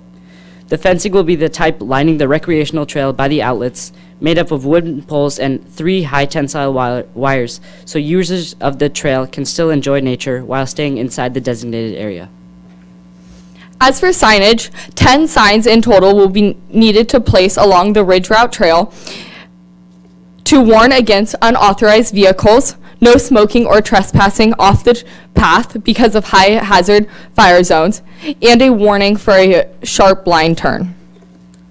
Although the need of signage for a sharp turn is not the immediate problem at hand, one turning point on the trail can be extremely dangerous for walkers and bikers coming in on opposite directions. There's an image of this sharp turn on the papers that we passed out as well. The signs will warn of unauthorized vehicles as well being on the road at the start of each end of the trail, as seen right here, and as well at the connection to the motorcycle turn track and at the top of Nob Hill, because these are the most likely places motorcyclists and other unauthorized vehicles would enter. And then you can also see images of trespassers and the motorcyclists on the papers that we handed. And this will be funded by the $12,600 for annual maintenance from the 1995 easement agreement. Can you please agenda size providing the trail with fencing and signage? Thank you. Thank you. Sophia, if you wouldn't mind, James, can you give a card to Sophia? And then would love, oh, she has it. Okay, all right, good. That works out pretty well. Oh, and this is the easement agreement. Okay, so we can take a look at this issue. I'd like to meet with you guys, if that would be possible. Yes, so, thank you. If you could copy me and on the email, and then we could meet together and chat a little bit about what you're thinking about in more detail, and then we can look at getting on the agenda from there. Okay, thank you so much. What was the name of your group again, one more time? Community Problem Solving Club at San Clemente High School. You guys are a recognized club at San Clemente High School? Yes, we are. Awesome. Cool. Thank you. Nice job. Any more cards? Yes, sir. Great. Okay. Could we have a motion to waive reading in full of all resolutions and ordinances? So moved. Motion by Schwartz, second by Ham. All those in favor? Aye. Passes 5-0. Closed session report, city attorney. Mayor and council, there is no reportable action taken in closed session. The first case, Villa San Clemente versus City of San Clemente, was not discussed after all. All items listed on the consent calendar are considered to be routine and will be enacted by one motion without discussion, unless council, staff, or the public request removal of an item for separate discussion and action. The public has requested the removal of items D and I, and staff has requested the removal of item 6M.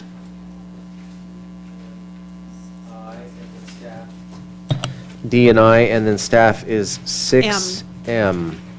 Okay. Let's start here. Chris, anything? Kathy? Steve? Lori? Move the balance. Motion by Doncheck, second by Ham. All those in favor? Aye. Passes 5-0. Let's start with, I think it would be 6M? I heard D. I heard E. D, I heard C, so what is it? No, D is, well, 6 would be on the planning commission agenda, is that right, or no? No. 6D is, Oh, 6D, that's about the 6D, I see, I'm sorry, miscommunication. So yeah, let's start with D.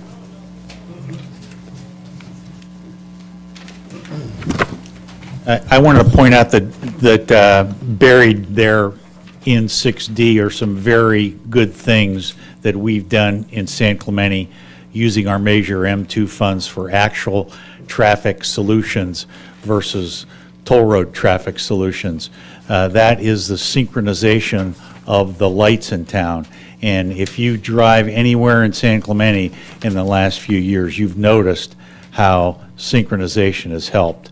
It's on El Camino Real, it's on Camino de los Mares, it's on Pico, and it's on Hermosa, and it is absolutely working, and it's a great thing. And I would want to encourage the city engineering department has done a tremendous job on this, and I just want to encourage the city council and the city manager to continue their emphasis on this because it's working and it's great stuff.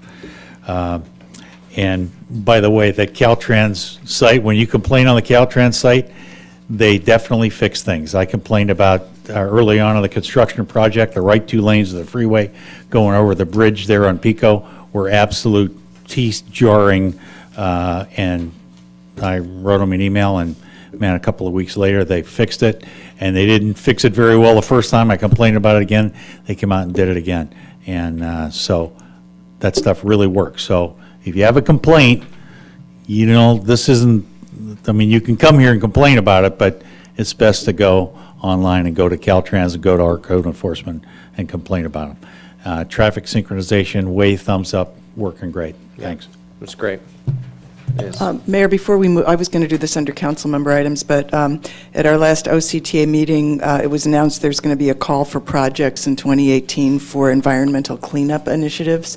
And the thought on this would be to encourage staff to look at areas, especially in our precious open space, especially in places where drainage might be improved or there's some environmental needs. South County in general hasn't gotten, it seems, their fair share of this funding pool. And to date, there's been close to $50 million awarded, so it's big money. So the city manager knows, but I just wanted to share with the rest of you that this is a call for projects coming. That's great. Thank you, Lori. And I'll move the item. Motion by Doncheck, second by Ham. All those in favor? Aye. Passes 5-0. The next item would be item I from the public. Thank you. Richard Boyer. My name is Richard Boyer.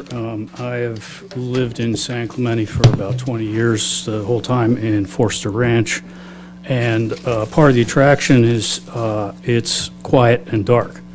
I saw that the LED lighting is 3,000 degrees Kelvin, which is the highest blue light output acceptable for dark sky certification. We're just barely meeting the certification, and it's a very bright white light. And I'm concerned because Los Mares has already had the lights replaced, so when you drive down the hill to the intersection, it's very much whiter and brighter there. And I dread the thought of that intensity of light on neighborhood streets and shining in people's backyards and windows. And this is pure self-interest, but I'm sure I'm not alone, once people see this.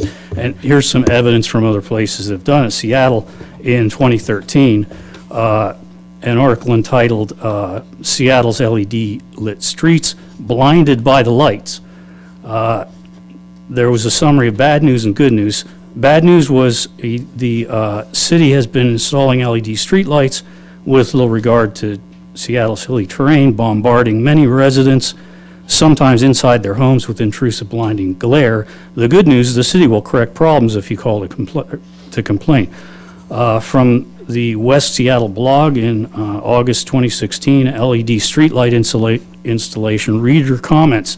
Boo hiss, hate these lights. It's literally daytime on my street and in my yard at night. Bummer we have to trade in our way of life for security. Another reader, the lights are too bright. The glaring bright light has ruined biking or walking at night. We might as well be down at the docks unloading freight. The original ambered color lights were wonderful at night. Here from the Institute of Electrical and Electronics Engineers publication, Spectrum, LED streetlights are giving neighborhoods the blues, September 2016. Sites as far as back as 2009, the International Dark Sky Association started worrying about blue-rich LEDs could be a disaster for dark skies and the environment. This engineer said in 2014, I was optimistic, but I was shocked to return from vacation and find my neighborhood lit by a stark bluish blaze that washed out almost all the stars in the night sky. And he mentions evidence has been mounting that increasing the blue content of outdoor lighting can worsen its biological impact on both humans and wildlife. And that was followed in the same month, September 2016, Washington Post article, some cities are taking another look at LED lighting after AMA warning. The American Medical Association issued a warning in June that LED streetlights emit unseen blue light that can disturb sleep rhythms and possibly increase the risk of serious health conditions, including cancer and cardiovascular disease. And I have more, but I think that kind of sums it up. If nothing else, if we can't reduce the color temperature to something warmer than 3,000 Kelvin, we should really look at decreasing the luminosity. And there's a lot of research that says lower luminosity does not affect people's ability to detect things when they're driving on the street. Thank you, Richard. Thank you. Appreciate that. Tom, if you wouldn't mind. So concerns regarding dark skies have come up over and over again. Maybe you can speak regarding this application and much of what Mr. Boyer was chatting about. Mayor Brown and members of the council, Tom Vonnegut, Public Works Director. So I've written your council several reports that have come to you as this issue's come up, and it has come up several times, and all valid points. And the reason, and the studies cited, these aren't exactly, this isn't new news per se. When the LED lights came out, they were at a higher temperature, 5,000 K, 4,000 K, when there was concern about the harsh kind of blue-white light. And your council was also concerned about that when we first proposed this. We waited, the technology got better, and so now we're using the so-called warm white 3,000 K lights specifically to address all of the issues that were just raised by the speaker. And so this is the new standard, and by doing so, you basically address all the issues about blue light, sleep disruption, health impacts. The lights by themselves without any modification, LEDs by their definition are directional. They are much more improved and put light where we need it on the roadway, and so they cut off uplight compared to our high pressure sodium lights. Per your council direction, when we plan these projects, we go out at night and already look to see where light spillage might be an issue, where we have lights that back up to a residential property, and we automatically install cutoff shields before being asked to do so. In the Phase 1 project, where we installed over 700 fixtures, we only had 2 properties that made a request to have us take a look at that, and they were quickly addressed, so 2 out of 700. And we have lights that back up. So we are structuring our program by your direction and to address all these issues. And 3,000 K, that is the standard. We've come from, and we haven't installed them, but the standard was 5, it went to 4, we're at 3. That's what you do. When you do that, it meets all the certifications, and you can see it for yourself. We have one section of the older 4,000 lights on La Pata between Saluda and Del Rio, because that was the first one that came in with the county project, and then we said no more. On Del Rio, right around the corner up there, you can see the 3,000. You can see the difference when you have them side by side. Yes, they look brighter to your eye, but the actual lumen, the light level that we're putting on the roadway is less. I've worked with my master electrician, and because of the optical kind of illusion, we are actually putting less lumens, light levels onto the street than the high pressure sodium. It just looks different to the eye. So we're very concerned and aware of all that, and we're pretty confident that we are doing the state-of-the-art at this point. We're reducing glare. I have photo examples I can share with the council where we've taken night photography to see the dramatic reduction in light spillage compared to the old high-pressure sodium lights, which have kind of a bulb. You can come down Veracruz right now in Forester Ranch, and you see the light on the road. You don't even see it coming from the fixture until you're almost under it. It's pretty dramatic. So I hope that answers your questions, but we have structured this program. The first phase, I think, was very successful, and, you know, per your direction, and to address all of these issues. Any questions? Well, I'm just saying, I drive Del Rio every night, so those lights are not anywhere what I would consider to be overbearing at all. We've had no that I know of, and that street, they've been very, the residents in that area have not been shy about letting us know about the road and any of the issues or problems they may have in that area, and that hasn't come to us. So that's just what I'm to add to it, as it seems to be a non-issue for them. That was the section between Saluda and Del Rio on La Plata? So they pretty... No, that's on the Del Rio part. itself. Oh, that's the Del Rio. He's talking about the good part. Okay. So my only request, Tom, and I'm sure you're already doing, is that as the dark skies standards change, that we change our standards with them. And it seems like we've already been doing that, and it's something that we didn't come too fast, but we're already on top of. So if we should in the future keep lowering them as they keep lowering, or changing as they change, that'd be appreciated. And I did notice that this map is going to be near your house, so I figured if you're comfortable putting in your backyard, then it's got to be good enough, so thanks. Did you want to put a mark for his house? No, no marks, no. Nothing like that, please. Any questions, Lori, Kathy, nobody? Great, thank you. With that, I'll entertain a motion. Second. Motion by Ham, second by Schwartz. All those in favor? Aye. Passes 5-0.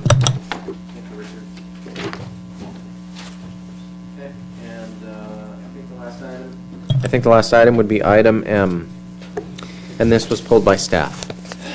So Mayor Brown and council members, I asked to pull this item just because I wanted to make an important clarification. I apologize. Page 2 of the report, under the top description of the project related to arterial street pavement maintenance for La Plata and Vista Hermosa, was not as clear as it could have been. And the last sentence says that following the street work, we're going to restripe the street in its present configuration. We are actually going to make slight modifications. Most of those street segments have Class 2 striped bike lanes. We will restore the same number of lanes, but we have enough room by adjusting the lane width slightly. We're going to add buffered bike lanes that you're all familiar with. We're going to keep the same number of lanes. It's a slight reduction from 12-foot to 11-foot lanes. That's still pretty wide, and we'll add 2-foot buffers. That didn't make it in the report here. I just wanted you to be clear so you were aware of what you're approving. And with that, I'll answer any questions. Any questions for Tom? Okay, then I'll entertain a motion. Motion by Ham, second by Donchak. All those in favor? Aye. Passes 5-0. Thank you.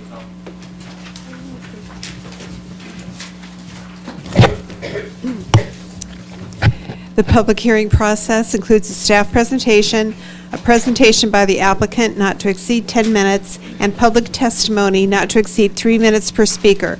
Following closure of the public hearing, the City Council will respond to questions raised during the hearing, discuss the issues, and act upon the matter by motion. The first public hearing is to consider an appeal filed by the Craig Realty Group concerning the Community Development Director's decision that the proposed master sign program application for freeway-oriented signs requires a sign exception permit. Before we proceed, I just want to check with the council. Are we okay to proceed, recess, or everyone good? I know we took a recess an hour ago. We're good. Okay, let's proceed. Mayor, can I, before you proceed, Yeah. My firm represented the applicant in litigation that's referenced in the staff report I see. 10 years ago, and so I'm going to recuse myself, and substitute counsel Omar Sandoval is going to substitute in. I did want to note, I think Amber's going to call this to your attention, the staff report references consultation with the city attorney about this matter, but that's not referring to me or my firm. It's referring to special counsel that is the consultation mentioned in the I think for that nomenclature going forward, we could refer to that as special counsel. Yeah, thanks. Thank you.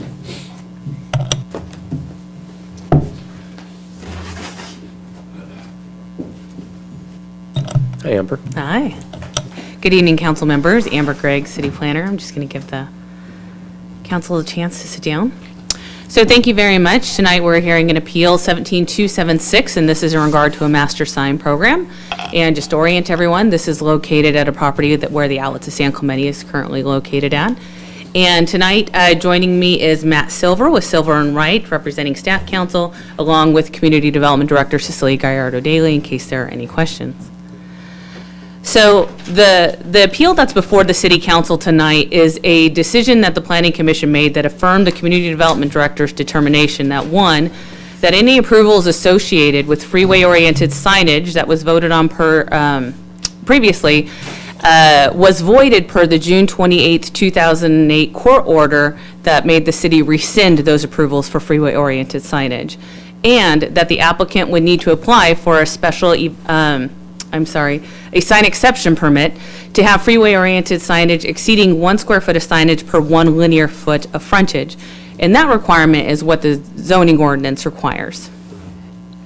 So just a little bit of background on this. In February of 2007, City Council approved freeway-oriented signage portion of a sign exception permit for the outlets.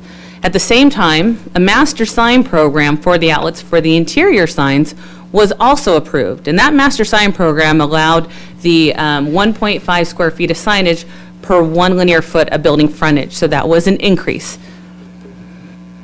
So on June 24th, Orange County Superior Court ordered the city to set aside the approval for any freeway-oriented signage. And in July of that same year, the City Council did this, and they rescinded the resolution specifically dealing with the freeway-oriented signage, which was 0711.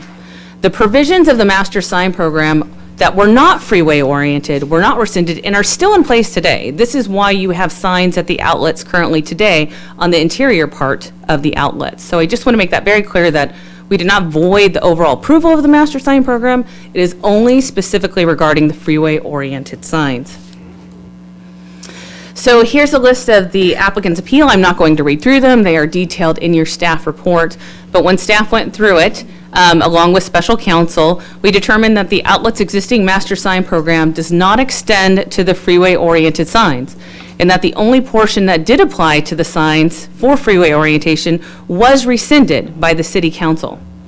So thus, this applicant would need to apply, and the City Council would need to approve a sign exception permit to allow any freeway-oriented signs and signs that would exceed the 1 square foot per 1 linear foot as required by the code.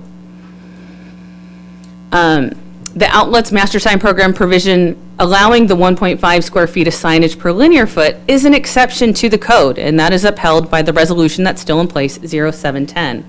And that the Master Sign Program for the outlets no longer has the provision of freeway-oriented signage because it was invalidated by the courts. The Master Sign Program provisions for non-freeway-oriented signs do not and cannot substitute for a sign exception permit that must be granted by the council. So the Planning Commission found that the outlet's existing master sign program did not extend to freeway-oriented signs, and that the applicant would need to obtain a sign exception permit to allow freeway-oriented signage to exceed the 1 square foot of signage per 1 linear foot of building frontage. And that completes staff's presentation, and staff's happy to answer any questions. And Matt would like to make a couple statements, please. Amber, for those that are listening, and also to make sure we're all on the same page, how does what we're deliberating on tonight fit with the sign package that there was an open house for last week held by the developer, and I think the Planning Commission is contemplating soon? Could you give us the dates and explain how this relates or doesn't relate to that? So to answer the first part of the question, Council Member Donchek, that yes, tomorrow night it actually is when the Planning Commission will be deliberating on the amendment to the discretionary sign permit, as well as the sign exception permit that's being requested for the permanent signage for the outlets. The reason why this came up was during the review of the design review subcommittee to see if they were actually entitled to that 1.5 square feet with the applicant had intended. The community development director had determined that no, you aren't entitled to anything regarding freeway-oriented signage because it was ordered to be rescinded. And the applicant is challenging that, but an application was made to go forward under their approvals tomorrow night to review that actual application. And if I may jump in at this point. Of course. My name is Omar Sandoval, Special Counsel. I am substituting for your city attorney because of the conflict. And for the record, I have not provided any advice to staff on this issue. Mr. Silver has taken that role. My role here is simply to advise the City Council on these proceedings. Because you have an application that's going to Planning Commission that eventually will come to City Council, it would not be appropriate for you to consider or discuss that application that first is going to Planning Commission. That's going to be a completely separate proceeding, and you are not to consider that or have any discussion or make up your mind on that application until after the Planning Commission has acted, and until after it comes before you, you have your public hearing, you take the testimony and evidence on that issue. So the issue before you today is simply this particular appeal, and I recommend that we keep today's proceedings to the appeal at hand. If you wouldn't mind inserting yourself when we go astray, sure, that would be wonderful. So if we go far afield, I'd expect you'll yell at us or do something, Yell at me. It's been that kind of a night. I'll take it. Will do. Thank you very much. Not shy about doing that. Where I see, we're going to have, I see overlapping between the two, so we have to really couch our conversation very carefully to not there send really any is signals, not. mixed signals to the city. Yeah, to there the really is not planning any commission. overlapping, because the only question before you is whether the interpretation of the community development director that was upheld by the planning commission should again be upheld by the city council. So I think you'll hear testimony from the applicant or the appellant after staff has completed their presentation. You'll open it up for the public, you'll hear that, and then after you hear all that information, you can close the public hearing. If you have any questions of staff or myself, that would be the time to open up for discussion amongst the council. So to be clear, our questions and answer and deliberations should be particularly focused on the question at hand. For public comment, obviously, we're going to get whatever we receive during the public comment section. Correct. Do we have any concerns regarding that component of it, or how that would jeopardize how we're deliberating here? Yeah, so what I'm saying is let us have the public comment, let's have the complete presentation, and once you close the public hearing, then the council Stay can focused on the deliberate, and item. you can ask any questions you have of myself or of staff. Excellent. Okay, thank you, Matt. Thank you. First of all, I apologize for my voice. I'm recovering from an illness, and despite polishing off probably a dozen cough drops in the back, I'm not a whole lot better. So, in any event, I'll make this very quick.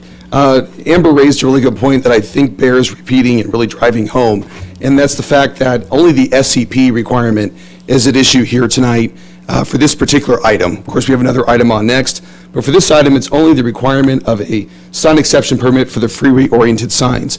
The MSP, the Master Sign Program, was unaffected by the City Council's decision a number of years ago to rescind the SCP.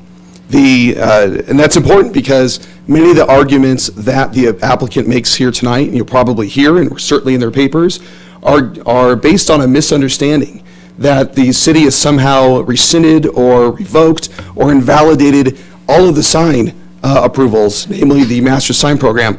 To repeat, that is not the case. Only the sign exception permit was invalidated, and that leads me to my second point. That was because of a court order requiring us by writ of mandate to invalidate the SCP. That is the component of the sign package that allowed for freeway-oriented signs, and by court order, the City Council duly rescinded that. It's important to note, that the court did not invalidate the SCP because it determined one wasn't required. It didn't say an SCP wasn't required, therefore City Council rescinded. Instead, the basis for the writ of mandate invalidating the SCP was that there was inadequate CEQA findings. So I think that also goes to the point that an SCP is required. And of course, the municipal code in effect at the time of the development agreement point blank requires that, and we put that in our staff report. Finally, as we've heard the other times we've been here together and before the Planning Commission, you'll hear applicant, or maybe have seen in their papers, make numerous constitutional or legal arguments. The proper venue, of course, for that, as I've said before, is the court. And of course, the applicant has availed themselves plenty of times in the court and has sued the city numerous times and I've heard rumblings that they intend to do so after this as well. So I offer that the proper venue for determination of legal questions, especially constitutional questions, is before a proper court of law. With that, like I said, and as Amber said, we're happy to answer any questions that the council may have now or after the applicant presents. Thank you. Thank you. Okay, and we'll have the applicant present now, or what's the order? Okay, wonderful. Welcome. Thank you, Mr. Mayor and council members. My name is Madison Spock, and I represent Villa San Clemente. I'm not sure that I have understood Mr. Silver correctly, but much of what he said is the very argument that we have made to the Planning Commission. What's important for us tonight is to stress to you what this appeal involves, but as importantly, what it does not involve. What this does not involve is the sign exception permit. Villa San Clemente has objected to the necessity of a sign exception permit, but has nonetheless, under protest and without waiving that objection, has started well over a year ago the sign exception permit process, and that is what another step of that is being heard by the Planning Commission tomorrow night. The only thing that we have objected to is the declaration by the Community Development Director that somehow what the court did back in 2008 has the effect of invalidating a portion of the master sign permit.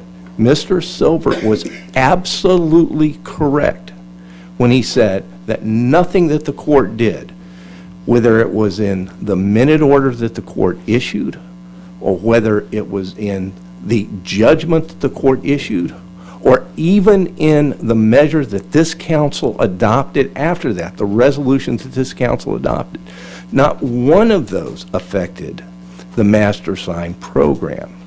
And so all we have done in this appeal, all we have sought, is to take the August 2017 statement that the director made and ask that that statement be rolled back. We're not asking for a determination that a sign exception permit is required or is not required.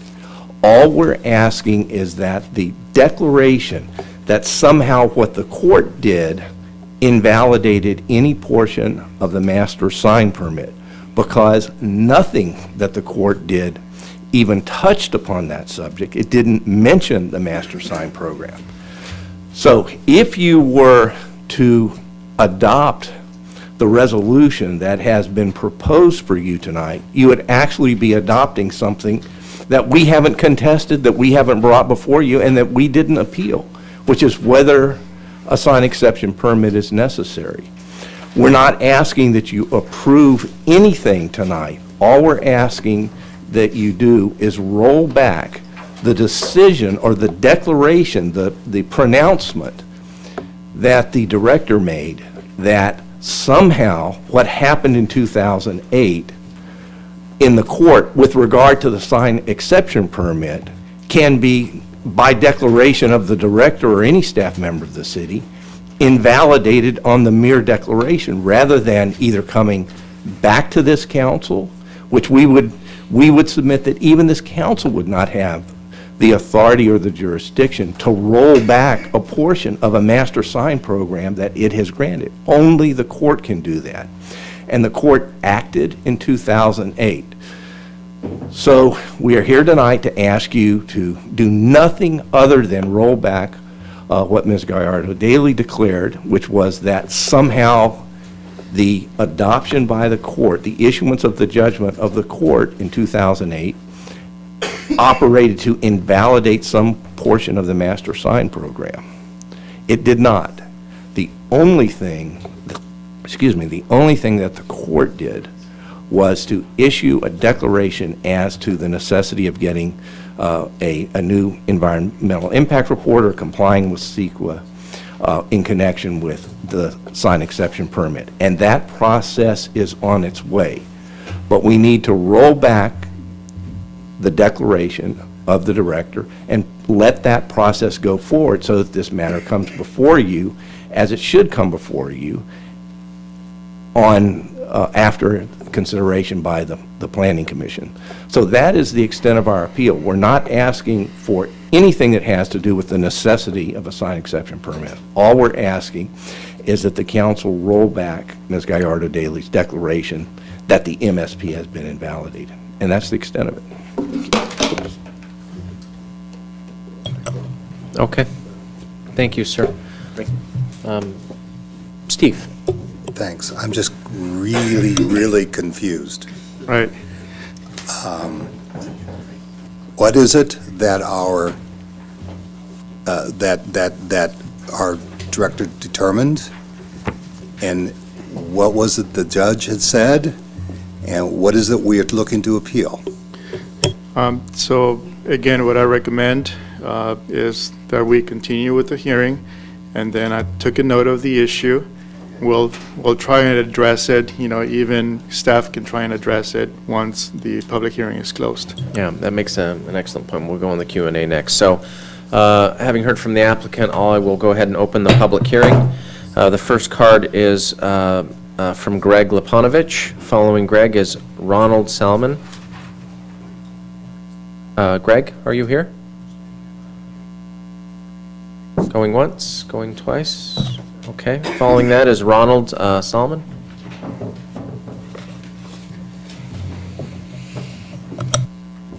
Thank you, and congratulations on your mayorship. I'm a resident of Marblehead. We're directly, I guess, west of the outlets. I'm sorry. As a resident of Marblehead, I was here in 2008 when we were discussing this project that was to be developed at that time. And I recall the city council at that time had taken up great effort in going out and visiting other outlet operations that were being conducted by the Craig organization. They did go down to Carlsbad. They did drive all the way out to Cabazon or whatever's out there. They also have another facility over in Norco, I believe, or right off of the 15 freeway. None of those are within a residential area. They're all in commercial zones. The one way out on Indian property is the only one that has freeway exposure. The others are off the freeway. The project that we're looking at over here in San Clemente is visible to residents. Their signage the buildings are beautiful, by the way. The Planning Commission did a great job, and the architects did a great job with the buildings, but those of us that live north or, I guess, east of these buildings have to look at them all day long. We look at their lights on until 11 o'clock at night. We look at their parking lots. The city, back when this project was approved, denied them freeway signs. And now Craig is going to continue to file every legal motion that he can to revisit this issue over and over and over again when the residents of this community, when the property taxpayers of this community have said over and over and again, we do not want freeway signs. We didn't want them in 2008 when the markets were all crushed. We don't want them today when our property values have increased substantially. Mr. Craig will continue because if he can put neon signs on the back of his building, all they have to do is have the product sold in the marketplace in order for him to go get Nike or Swish or somebody else to put a great big sign on the back so that he can generate more revenue for his realty operation. It won't have any effect on sales taxes. For that reason, I would hope that you would go along with the recommendation of our Planning Commission and deny their application. Thank you very much for your time. Thank you, Mr. Solomon. Appreciate it. Next is Mr. Brad Melmood. If there's any more cards in this item, please get them submitted. Maybe I can try to help Steve's, and congratulations, Mr. Brown and Mr. Ham, concern and misunderstanding.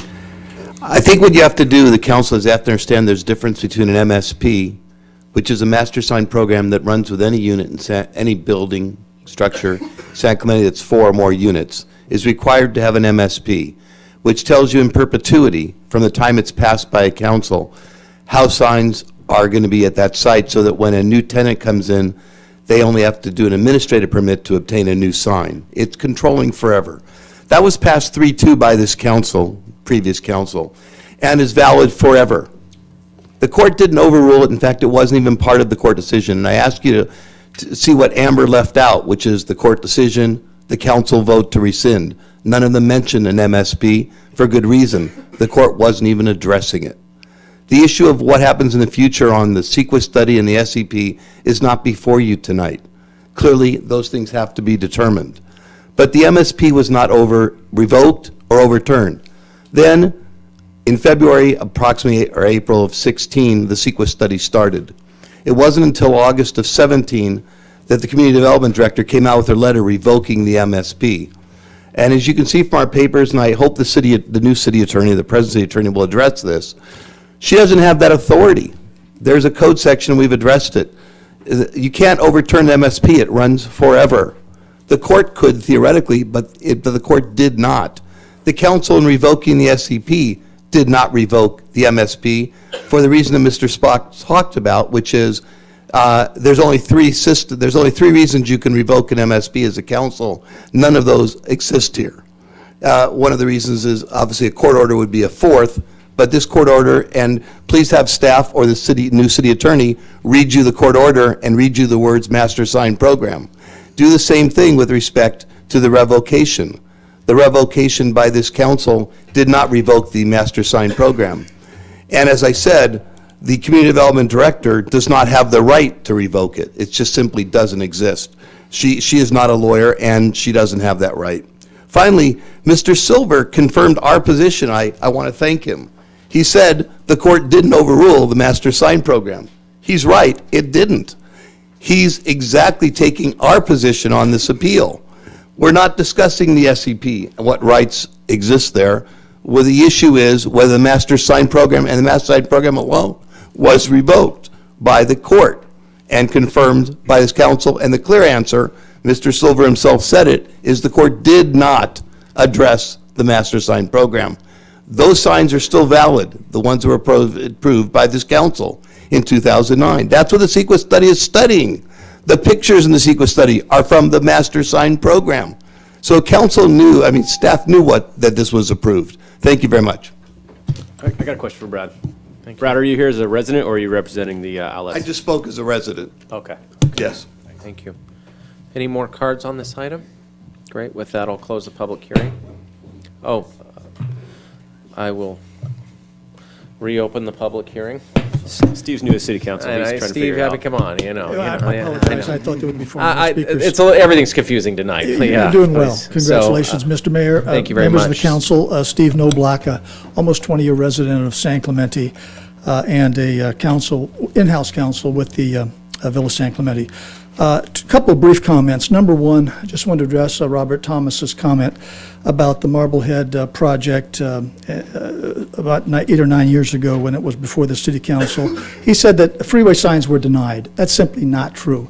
The development agreement, the specific plan, the master sign program, the discretionary sign permit that was issued and not overturned all address freeway signage. So to say it was never approved is absolutely 1,000% incorrect. I just want to clarify that.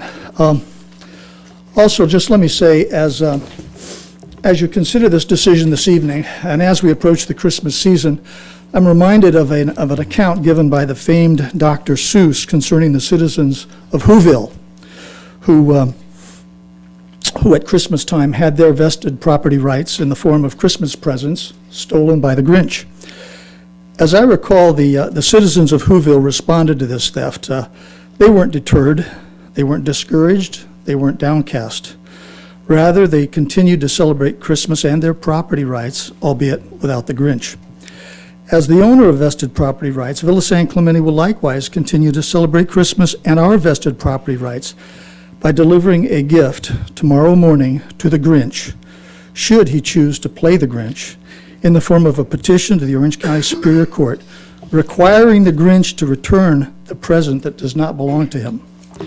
It is a gift that it is a gift that we may be required to deliver this gift. It's our sincere hope, however, that one day the Grinch or some future assemblage of similarly situated individuals will join us in celebrating with joy the success and prosperity of the community's highest producing sales tax generating business. So I want to thank you all for your consideration, and thank you for your service, and wish you all a very Merry Christmas. Thank you, Steve. Any other comments or submissions? Great. With that, I will now close the public hearing. There we go. Now it is officially closed. Would you like to ask that question that you... Okay. Ready to answer. Okay, so the issue. So I think that the misunderstanding is because if you look at the initial email from the Community Development Director, which is the declaration that the applicant is complaining about, that's attachment 6, page 131 of the report. The statement is, in fact, that the court invalidated the freeway-oriented signs, which include 1.5 square feet per linear feet of frontage. But there was additional information in there that I believe the applicant is honing in and somewhat creating a red herring because it's a non-issue. In the additional information and responses by the Community Development Director, it was clarified that the only issue that she was addressing is the freeway-oriented signs, not the master sign permit, not the sign exception permit, but the fact that the court directed the city to rescind the approval for the freeway-oriented signs.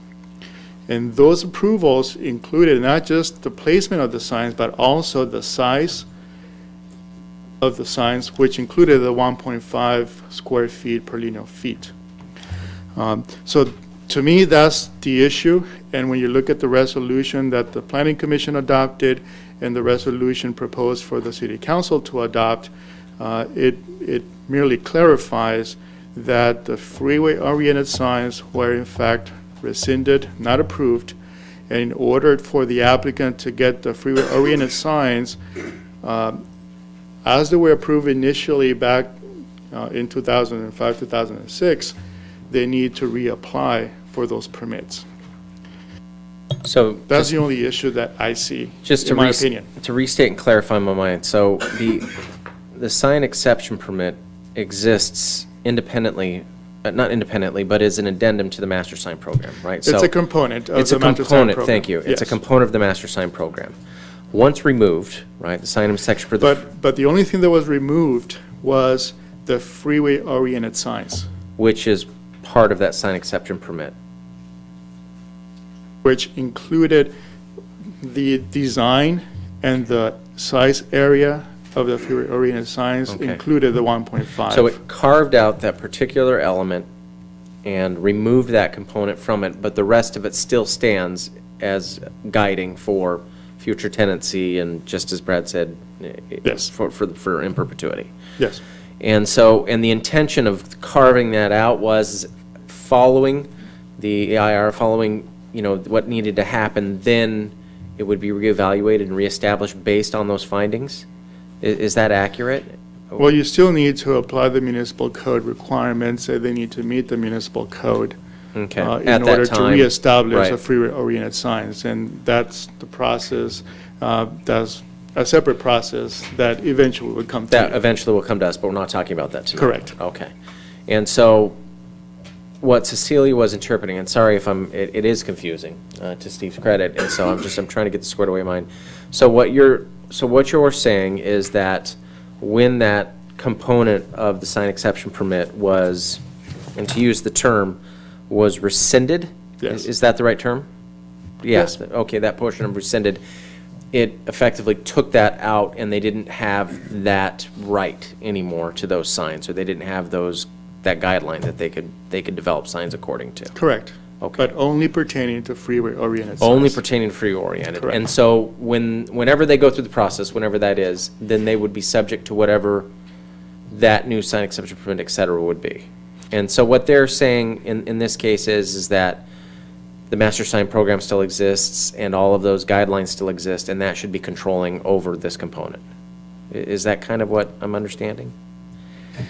I think the bottom line is that because the 1.5 square feet of signage per linear feet applies to the non-Fury Arena signs, they would like to make the argument that that's still alive as the Freeway Arena signs. I see. But in my opinion, that would be a direct contradiction of the court's order. You know, all of the regulations, all of the approvals pertaining to the Freeway Arena signs, in my opinion, based on the court order, were rescinded by the city council in compliance with the writ. I'm going to have a problem voting on this either way tonight, because I don't have a copy of that court order. The copy of the court order is attachment 5, page 128 of your staff report. So I think I can help clear up some of the confusion. I think part of the issue is that all three applicants that spoke on behalf of the appellant said three different things. So just to clarify the three different things they said, it can all be clarified by one sentence here on page 4 of the resolution that is being proposed this evening by staff. And it's 4th line down, and it's page 7A9. And I'll just read it slowly. Findings and affirms that the outlet's existing MSP. So the beauty there is that there is an existing master sign program that exists, and we're recognizing that in this resolution here, does not, so let me clarify, does not extend to freeway-oriented signs. And that applicant would need to obtain a new SEP to allow freeway-oriented signs. So that right there sums it up for me. I think it clarifies the misconceptions that were said three different ways by three different appellants there. So I'm comfortable with taking a vote on this if no one has any other questions.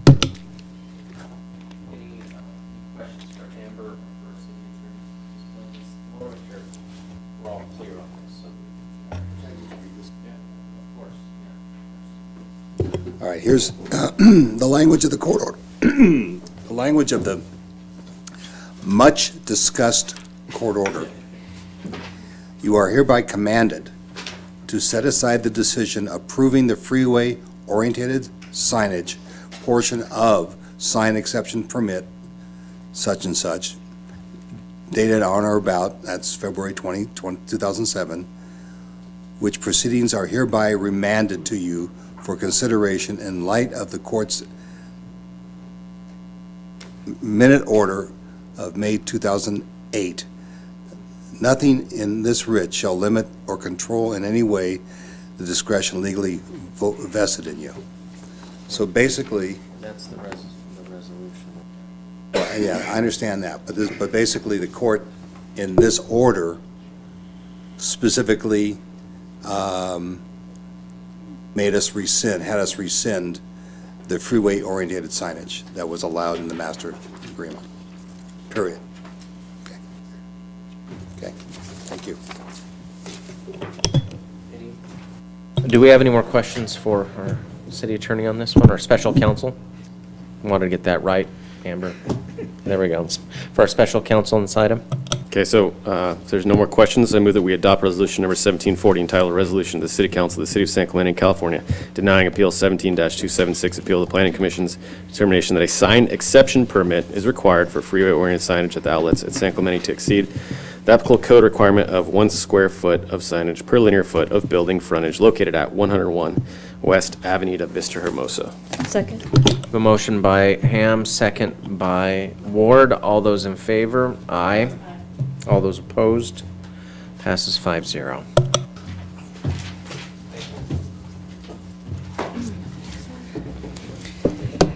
The next public hearing is to consider an appeal filed by the Craig Realty Group concerning the city's denial of 18 temporary banner sign permits. Hi, Amber. Good evening again. Thank you so much. Okay, so we have a second appeal tonight at the outlets of San Clemente again. Myself, Cecilia Garrido Daly, and Matt Silver will be here again. And this has to do with the temporary banner permits associated with this site. So The requested appeals appeal the Planning Commission decision to uphold the Community Development Director's determination that affirmed a code requirement that permitting banners could not be displayed longer than 120 days was correct under the city's municipal code. So the zoning ordinance provides provisions of temporary banners, and we're not going to go through all A through F criteria, but the one that's important to know is criteria F within the zoning ordinance. And what that specifically says is how many banners each business within the city can have and how long those banners can be displayed.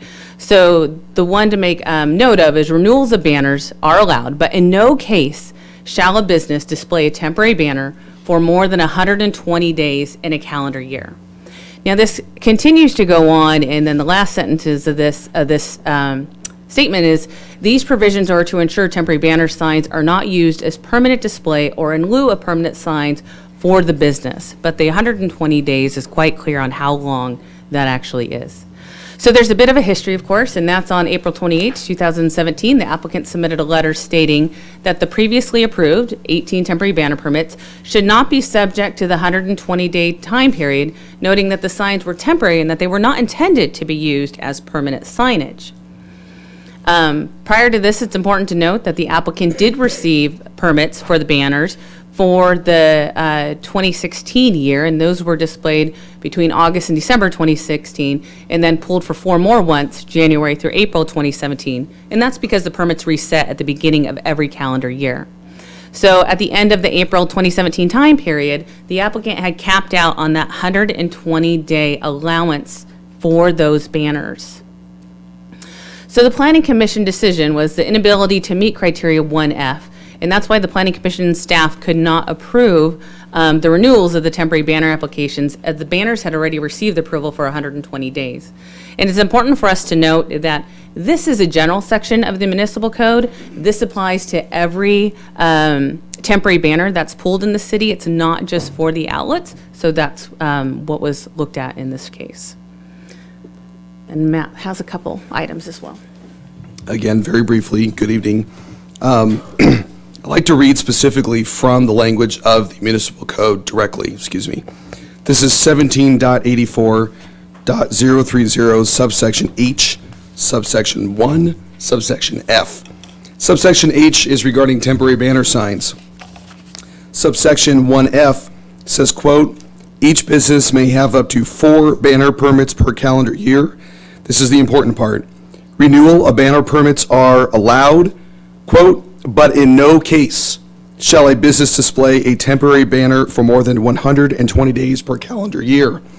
As has been shown in staff report, not only have they been displayed for 120 calendar days, as I drove by them today, here by my count, something like 340 days or so later, since these were applied for and initially obtained, they're still up. They clearly violate the municipal code, but I do want to more importantly point out that the code is very clear. There is no discretion. Staff has no ability, no discretion to allow them to stay up beyond 120 days. Now, I suspect the council may hear, again, we've seen it before, and I believe it's in their papers, reference to a 1991 minutes from the city council, referencing somewhat vaguely temporary banner signs should be allowed up if there are permanent signage approvals pending. Number one, that is not the law now. I don't know that was the law in 1991. Those are simply minutes, not a resolution or an ordinance that they're going to refer to. But secondly, whenever they were the law, if ever, the law is, as I read it to you tonight, it says in no case. In no case. I think it's very clear they cannot be allowed to exceed 120 days. And of course, finally, again, you've probably read their legal arguments, free speech, First Amendment, and otherwise, and again, the proper venue for that is court. I'll note, by the way, that there is no restraint on their free speech, as you can again tell if you drive by the building and see the signs that are up right now. Thank you. Any questions for staff? I have a quick question. Amber, when someone comes in and takes out a temporary banner permit, are they agreeing to the 120-day cap when they pull that permit? Is that one of the, stipulations? Yeah, a stipulation in there. I would want to look at what that temporary banner application actually says. I believe it does have the 120 days, but I would want to verify that. But when they apply for the application, they are held to 4 permits for 30 days, and that they're agreeing to it. And when we issue those permits, we can only issue them in 30-day increments.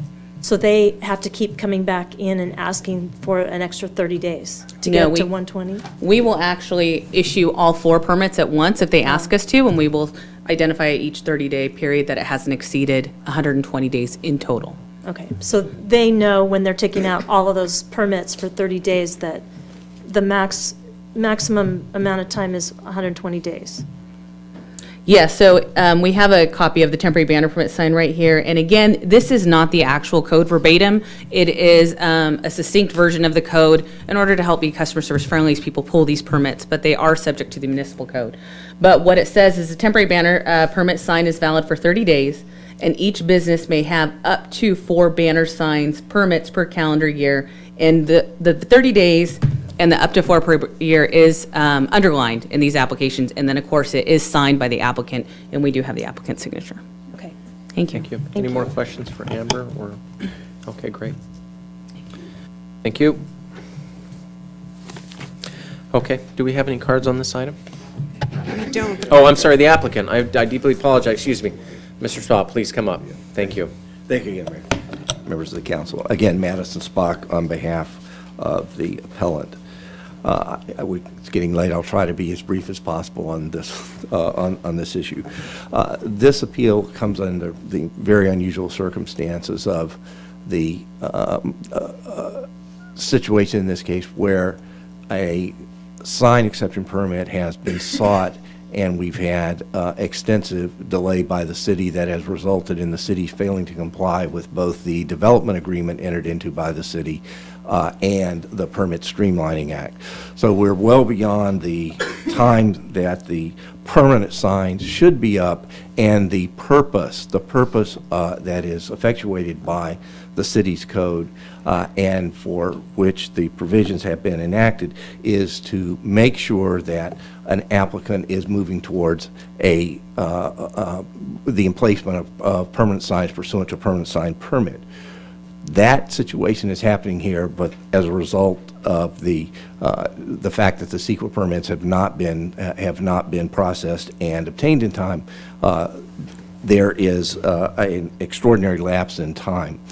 As a result of that, the applicant has challenged not only the new signs that were attempted to be placed, but these as well on the limitation that the city does not enforce. The city does not enforce the existing limitations, and in fact, one of the examples that we have recently seen is that the city itself applied for a permit for the farmers market area. The city applied in direct contravention to the wording of the code to allow the signs to be placed, the temporary banners to be placed on a fence when they're required to be placed on a building. That permit was granted the same day that the application was submitted, whereas here, the application was made on April 28th, 2017, and wasn't even acted upon until August 15th. As a result of that, the city, when the 120-day period ran, the city made no effort to remove the signs, and in fact, had Brad Malvin not complained, would not have taken any action, but in an earlier appeal of another matter, that action came to light, and only then were the banners removed. Not only did the city place its one banner impermissibly or in contravention to the code on a fence, the city also placed 2 additional banners for which no application had been made. So clearly, these mechanical limitations are not ones which the city itself enforces, and its action shows that the general purpose of the code is more aptly followed in the situation that we have tried to pursue as opposed to what the city itself has done. The reasons that this appeal compared in contravention to the others that we've made addresses attempts to get at this 120-day limitation, which is also subject to one of our cases that is pending now. But nonetheless, we have followed this internal process to go through the appeal. But in any event, we submit that the limitation can have no viability or cannot be enforced for the reasons that the purposes of the code are served by the necessity of having signs up, and in the end, what we're all looking for, enhancement of revenues to the city and to the mall, is something that's well served by the placement of these signs. So I have nothing further to add on this, unless the council has questions. I have a question for Mr. Thank you, Spock. Mr. Spock. I have a question. Yeah, of course. If you could just reiterate for me again what the city did after there was a complaint filed against us on the banners that we had. The signs on the farmer's market were subsequently removed after Brad made his complaint. So they were removed after the complaint was filed? And after the litigation, after the position was set forth to the hearing officer in the litigation, that the city had been acting completely inconsistent. So with we the removed the positions that it signs? had taken.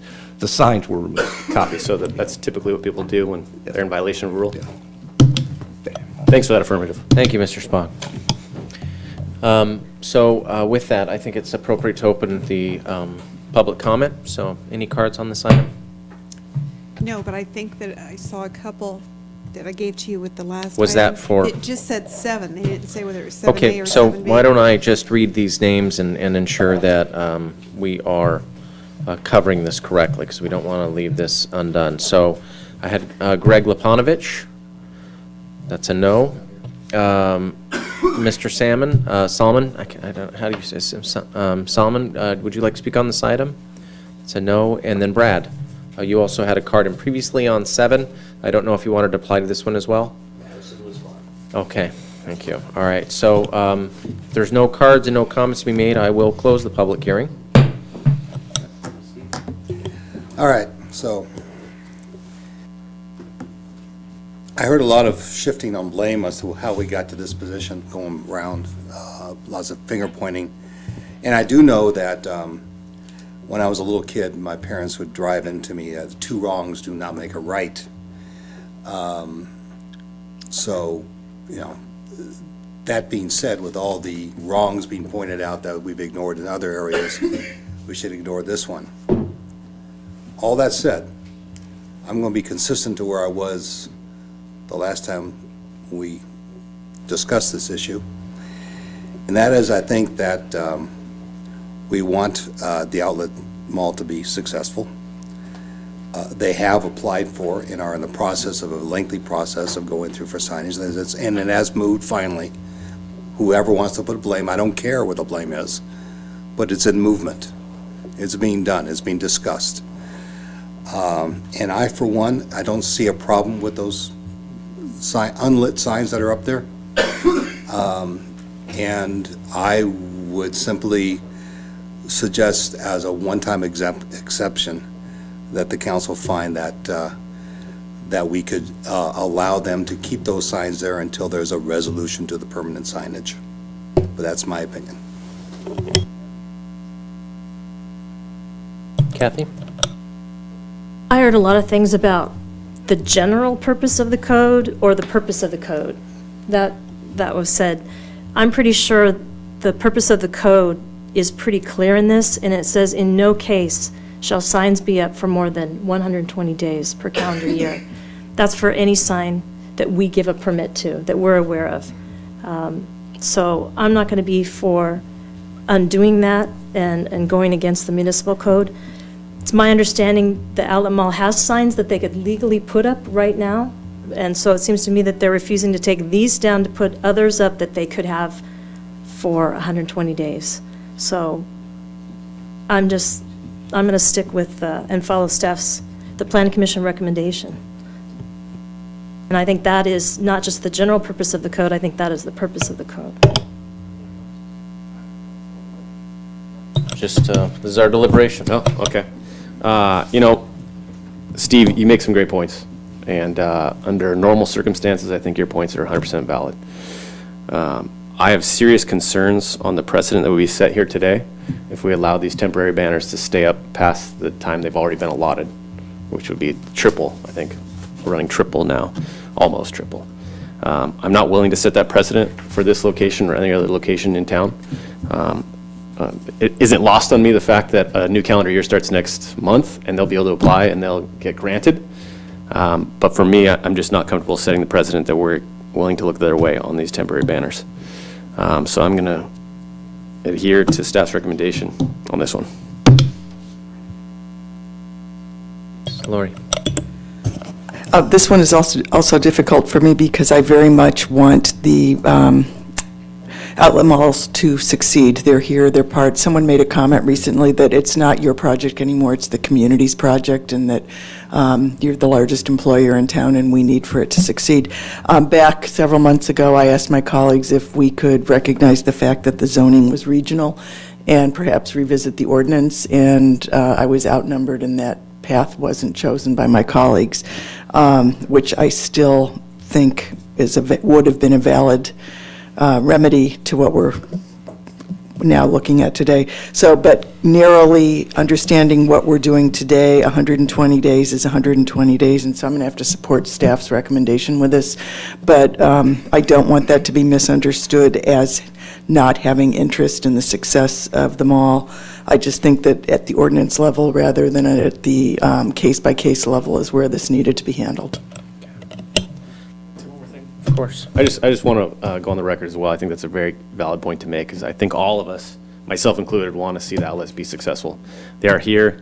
I think they're doing their best to contribute to be part of the community, and it is our intent that they are successful in doing that. Allowing us to scoff our laws is not a successful way to do that. But it is my intent to make sure that they are as successful as they can be, as long as they adhere to the rules. I'm just grateful we're getting towards, after being 7 years on this council, this was an item when I was running that was coming up then. So I'm grateful we're coming towards a resolution. I wish it had come sooner, frankly. We could have deliberated in this item pretty much at any point during that time, but we just never did. For whatever reason, it's not here nor there, and I won't place any blame. I will say that I wouldn't give any consideration to one business that I wouldn't give to another. Nor would I hold any business to a certain standard that I wouldn't hold to another. I'm grateful the city removed the banner regarding the farmers market. Although it is just a simple farmers market, we're trying to drum up a new experiment.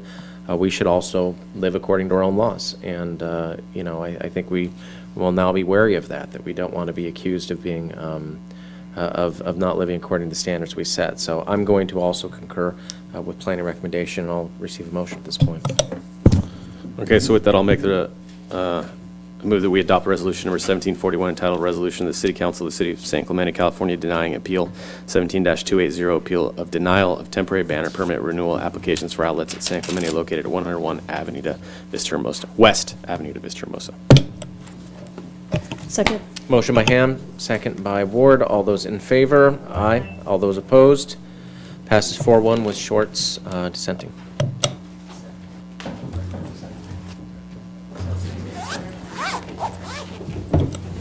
Thanks, folks. Thanks for sticking around. All right, moving on. Let's see if Riebensdorf can do a speed staff report. Let's check and see your speed reading skills. Yeah. Do you have any questions? Yeah. I'm failing already. Thanks, Reeves. Appreciate the presentation. Let's go ahead. No, I can't. Okay.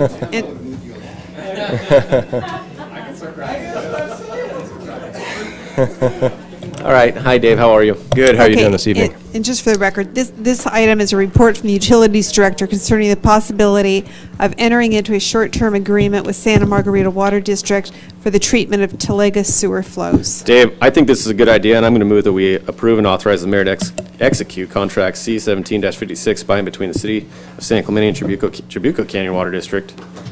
That's the next item. The Santa Margarita is the first ahead? one. Well, we can do that one now. You already moved ahead. Let's try this again. I scratched the last motion and moved that we approve this one, which is move that we approve and authorize the mayor to execute contract C-17-55, a short-term wastewater services agreement by and between the City of San Clemente and the Santa Margarita Water District providing for the treatment of sewer flows from Talega. Can we add subject to some minor changes approved by the city attorney? Yeah, and my motion includes the changes. And I'll addressed by the second city that for attorney. discussion. Okay, with the second, if you don't mind, could you just tell the public exactly what we're voting on here at home? It's actually pretty cool. Yeah, this is a unique opportunity that San Clemente has to take about 500,000 gallons of sewer flow from the Talega area, from Santa Margarita Water District, and take that through our treatment plant. What we're approving is a pilot program for 60 days to allow both agencies to see how it works, and then we'll be coming back with a longer-term agreement that will be done in conjunction with our sewer cost of service study. It does benefit our customers by potentially bringing in some additional revenue and lowering future rate increases, and it also has benefits for Santa Margarita Water District as well, which they have several board members here in the staff, Chuck Gibson, Sandra Jacobs, and General Manager Dan Farron. So I appreciate them being here this evening and staying for the whole show. Thank you for your patience. We really appreciate you being here tonight. Like, they're all smiling and happy. It must be Christmas. So, and you just said it, what I was going to ask, which is this is cost neutral. It won't be anything that's going to impact the residents at any revenue in any way that there would be an additional cost to them. Hopefully it will help to keep rates lower in the future. Bingo. All right, thank you. So we have sorry. And I also understand that we have capacity, and it will increase our recycled water. We do have capacity. The plant is currently at designed for 6.9 MGD. We're flowing at about 3.2 MGD. So liquid-wise, we have capacity. On the solid side, our solids loading has continued to go up over time, and most of that is due to water conservation, at least for the liquid flows that have been reduced. So part of this pilot program, we're going to be analyzing what impacts the additional solids are going to have on our treatment. We know we can treat it, it's just a matter of do we need to do anything different than we're doing now or not. Excellent. Lori? Yeah, and I just wanted to say, when you bring this back after you've got your key learnings in your pilot program, the word permanent jumped out at me multiple times and made me a little bit uneasy. So I hope you will explain to us what a permanent agreement looks like versus a long-term agreement, because permanent, especially in this aspect of city management, seems a little risky. A little risky, yeah. Just kidding. Yeah. So I take that as something that will be of interest to me when this comes back. And I applaud you on this. I love the regional solution. And from Santa Margarita's perspective, they're looking for long-term or permanent, because they have to build some significant capital improvements to make this connection happen. Excellent. Motion by Ham. That was second by Doncheck. All those in favor? Aye. Aye. If they want to give us back to Lego, we'll take it too.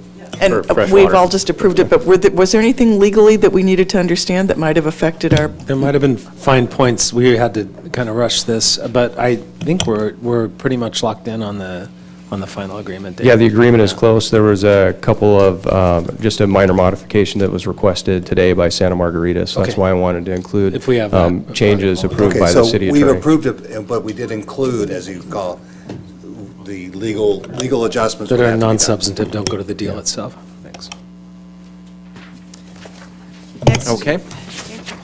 Next is report from the Utilities Director concerning the possibility of purchasing potable water from the Baker Water Treatment Plant to improve supply reliability. So if you'd like to give us the executive summary, what the public needs to know on this, and we can proceed. I'm sure. Baker Treatment Plant is located in the city of Lake Forest. This is another unique opportunity for San Clemente. It will improve our supply reliability. The city is highly reliant on imported water from Metropolitan Water District. We receive about 80% of our water, and Baker would allow us to receive about 20% of that water from that treatment plant, and it will reduce our reliability on water from the Deemer plant in the event of an outage of Deemer plant or a supply interruption. Baker has the ability to pull water from Irvine Lake, so it has some significant benefits there. It also has, this agreement will have some long-term benefits for San Clemente by reducing purchased water costs over a long-term period. And then it also benefits Trabuco Canyon Water District by providing some funds back to them for their capital expenses. Okay. Any questions for Reeves? I just want to make a comment that I know what you're going to do. I really appreciate, and I know the council does, your leadership in trying to find water for the city, and I really commend you for that. And like what we're doing for the wastewater side, trying to work with the region to come up with solutions and to reduce costs for our customers, it's great. So I just want to give you a good job, attaboy. This is a good thing. Thank you. So, and I understand we have to come up with some money now, but in the long term, we're going to save, water costs. Right, we will. And I can't do this without the other agencies as well. I'd like to thank Glenn Acosta that's here this evening from Trabuco Canyon Water District. He's a board member. And Hector Ruiz, we've worked together closely for about the last 11 months on this agreement. So he spent a significant amount of time, and I'd like to thank him for that as well. Long-suffering board and members. And the opportunity. Sitting through our meeting. Sorry. All right, I will entertain a motion. Okay, with that, I move that we approve, number one, move and approve and authorize the mayor to execute contract C-17-56 by and between the city of San Clemente and Trabuco Canyon Water District, providing for the purchase, sale, and delivery of domestic water. Two, approve and supplemental appropriation in the amount of $32,000 to purchased water account 052-462-42610 from the water operating restricted fund balance. And three, approve a one-time purchase of water from Trabuco Canyon Water District for testing Irvine Lake water through the Baker Water Treatment Plant in the amount of $137,451.60. Second that. Motion. That's not Bob Baker, is it? That's not his. I hope not. Yeah, Bob Baker Water Treatment, Memorial Bob Baker Water Treatment. He wanted us to participate in it, though, I'll tell you that much. Exactly. Motion by Ham, second by Schwartz. All those in favor? Aye. Aye, passes 5-0. Thank you. Thank you very much. No. No cards for oral Beautiful. communications, part 2. City manager. City attorney. Nothing more tonight, thanks, Ron. Next thing is to update the council appointees to regional commissions, committees, and boards. Oh, no. Can we put this off to the next meeting? I think Are we should making be any pretty changes? straightforward. Well, let's let's just walk through it. I don't think we're going to change that, are we? I don't know. Let's chat about it. We better not be changing it. So why don't we do the following? So is there anyone who is not going to be renewing their tenure on any of That's their a good way to assignments do it. as currently constituted? That's a good way. Well, I have two small points. One is, and I don't really care, but I thought that there were two representatives on CUSD, and I was the second one, but once again this year, it's just Tim, so I'm fine. You can have that one. Okay. It worked out super well this morning. Yeah, right. So okay. we'll just say there's one representative rather than two, but, For CUSD. yeah, last year, there was a mistake, and I guess it just didn't get fixed, so. And then the other thing is I'm going to suggest that somebody who is not up for election next year take over the SCAG General Assembly position, and with the thought that maybe they step up to the Transportation Committee within the SCAG world. Well, there's this... Steve just volunteered. That sounded great. I, for one, nominate Steve to do SCAG. I think since you Yes, are, Supervisor. since you're now on the San Joaquin board, Yeah, it would that's a be a really good good thing point. to be on SCAG. I would certainly I'll be your support alternate. you. Okay, In as long that? as Lori's my alternate, I'm good. Yeah, I'll be your alternate for next year. Okay. That's for Okay. SCAG. Is that What else fine? you giving up? That's it. Oh. Yeah, so I'm giving up CUSD and that. Okay, I have one that I need to give up, and I think I'm going to nominate Steve as well, and that's the Chamber Board Rep. Every meeting this year except for one, I've been forced on duty for. So, I wouldn't mind serving on that for a year. okay. Oh, Can I be your? that would be great. What is it, stand-in, or what do Well- we do? Is it an alternate on that? No, I'm giving it up. Why don't you take it, and I'll be your alternate in case you can't. I'll do that. I think they prefer the mayor, actually, Oh, there you at go. those meetings. Okay, They would okay. appreciate it. They're good meetings. They have good coffee and snacks. Yeah. I mean, I go- breakfast. I'm on the business council, so I'm still involved with the chamber on Great. on that. I've always wanted to serve on that board. Okay. The only point of clarification is I'm not giving up the DBA. There's a lot of changes happening right now, and I just want to see these ones through, and I think next year I'll be fine to give it up. Okay, so then that would be chamber board for me with alternate. Yes. Okay, and then DBA stays as constituted. There was an issue this year with the water agency's representation. I can't, it doesn't fit my calendar, I can't get to it. Which one was that one? Water agencies. Chris? I'm giving up boards because I'm not, But you use water every day. I do use water every day. That is We can add that to the list of meetings I'm not making, if you guys want to do that. I'll sign up for the water. Okay. I follow it Kathy can do anyway, that. so I'll sign up. Okay. And then could I ask that we agendize the appointment on the Consumer Engagement Panel for the next meeting? Yes, the Because I guess you announced a resignation. That's right. It's the community engagement. What did I plan. say, Did you jump the gun? Did you oh. jump the gun? Did you? No, it's fine. I was going to agendize that whisper? anyway. Oh. Did he whisper? Oh, no, but I've been emailing about it because Yeah, people I have been announced my talking to all of us. resignation mid-year. Oh, And and so their first meeting is in the first quarter of 2018, and so we should just agendize the next calendar meeting under council member items to fill that position.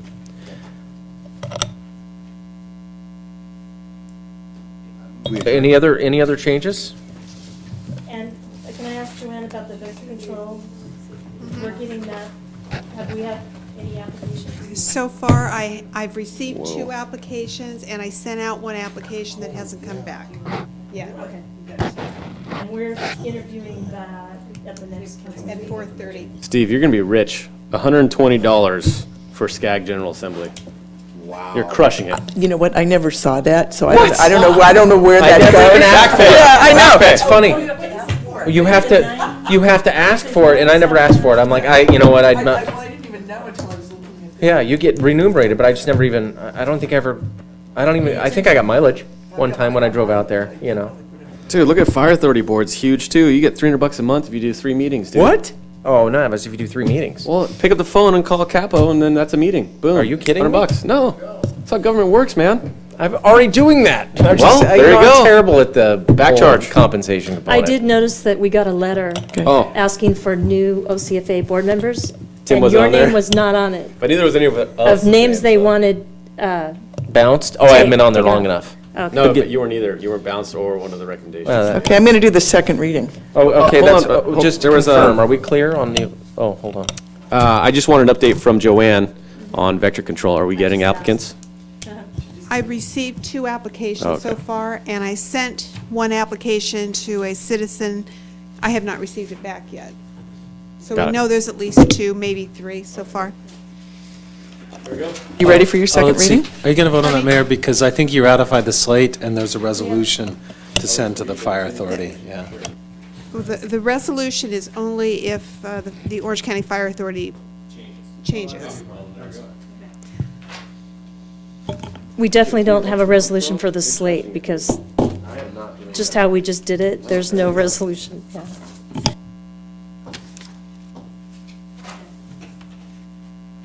Okay, I move that we adopt ordinance number 1648 entitled, "An Ordinance of the City Council of the City of San Clemente, California, amending chapters 2.20, 2.24, 13.04, 13.12, 13.24, 13.32, 13.34, 13.40, and 13.44 of the Municipal Code of the City of San Clemente to assign authorities to the new Utilities Director position."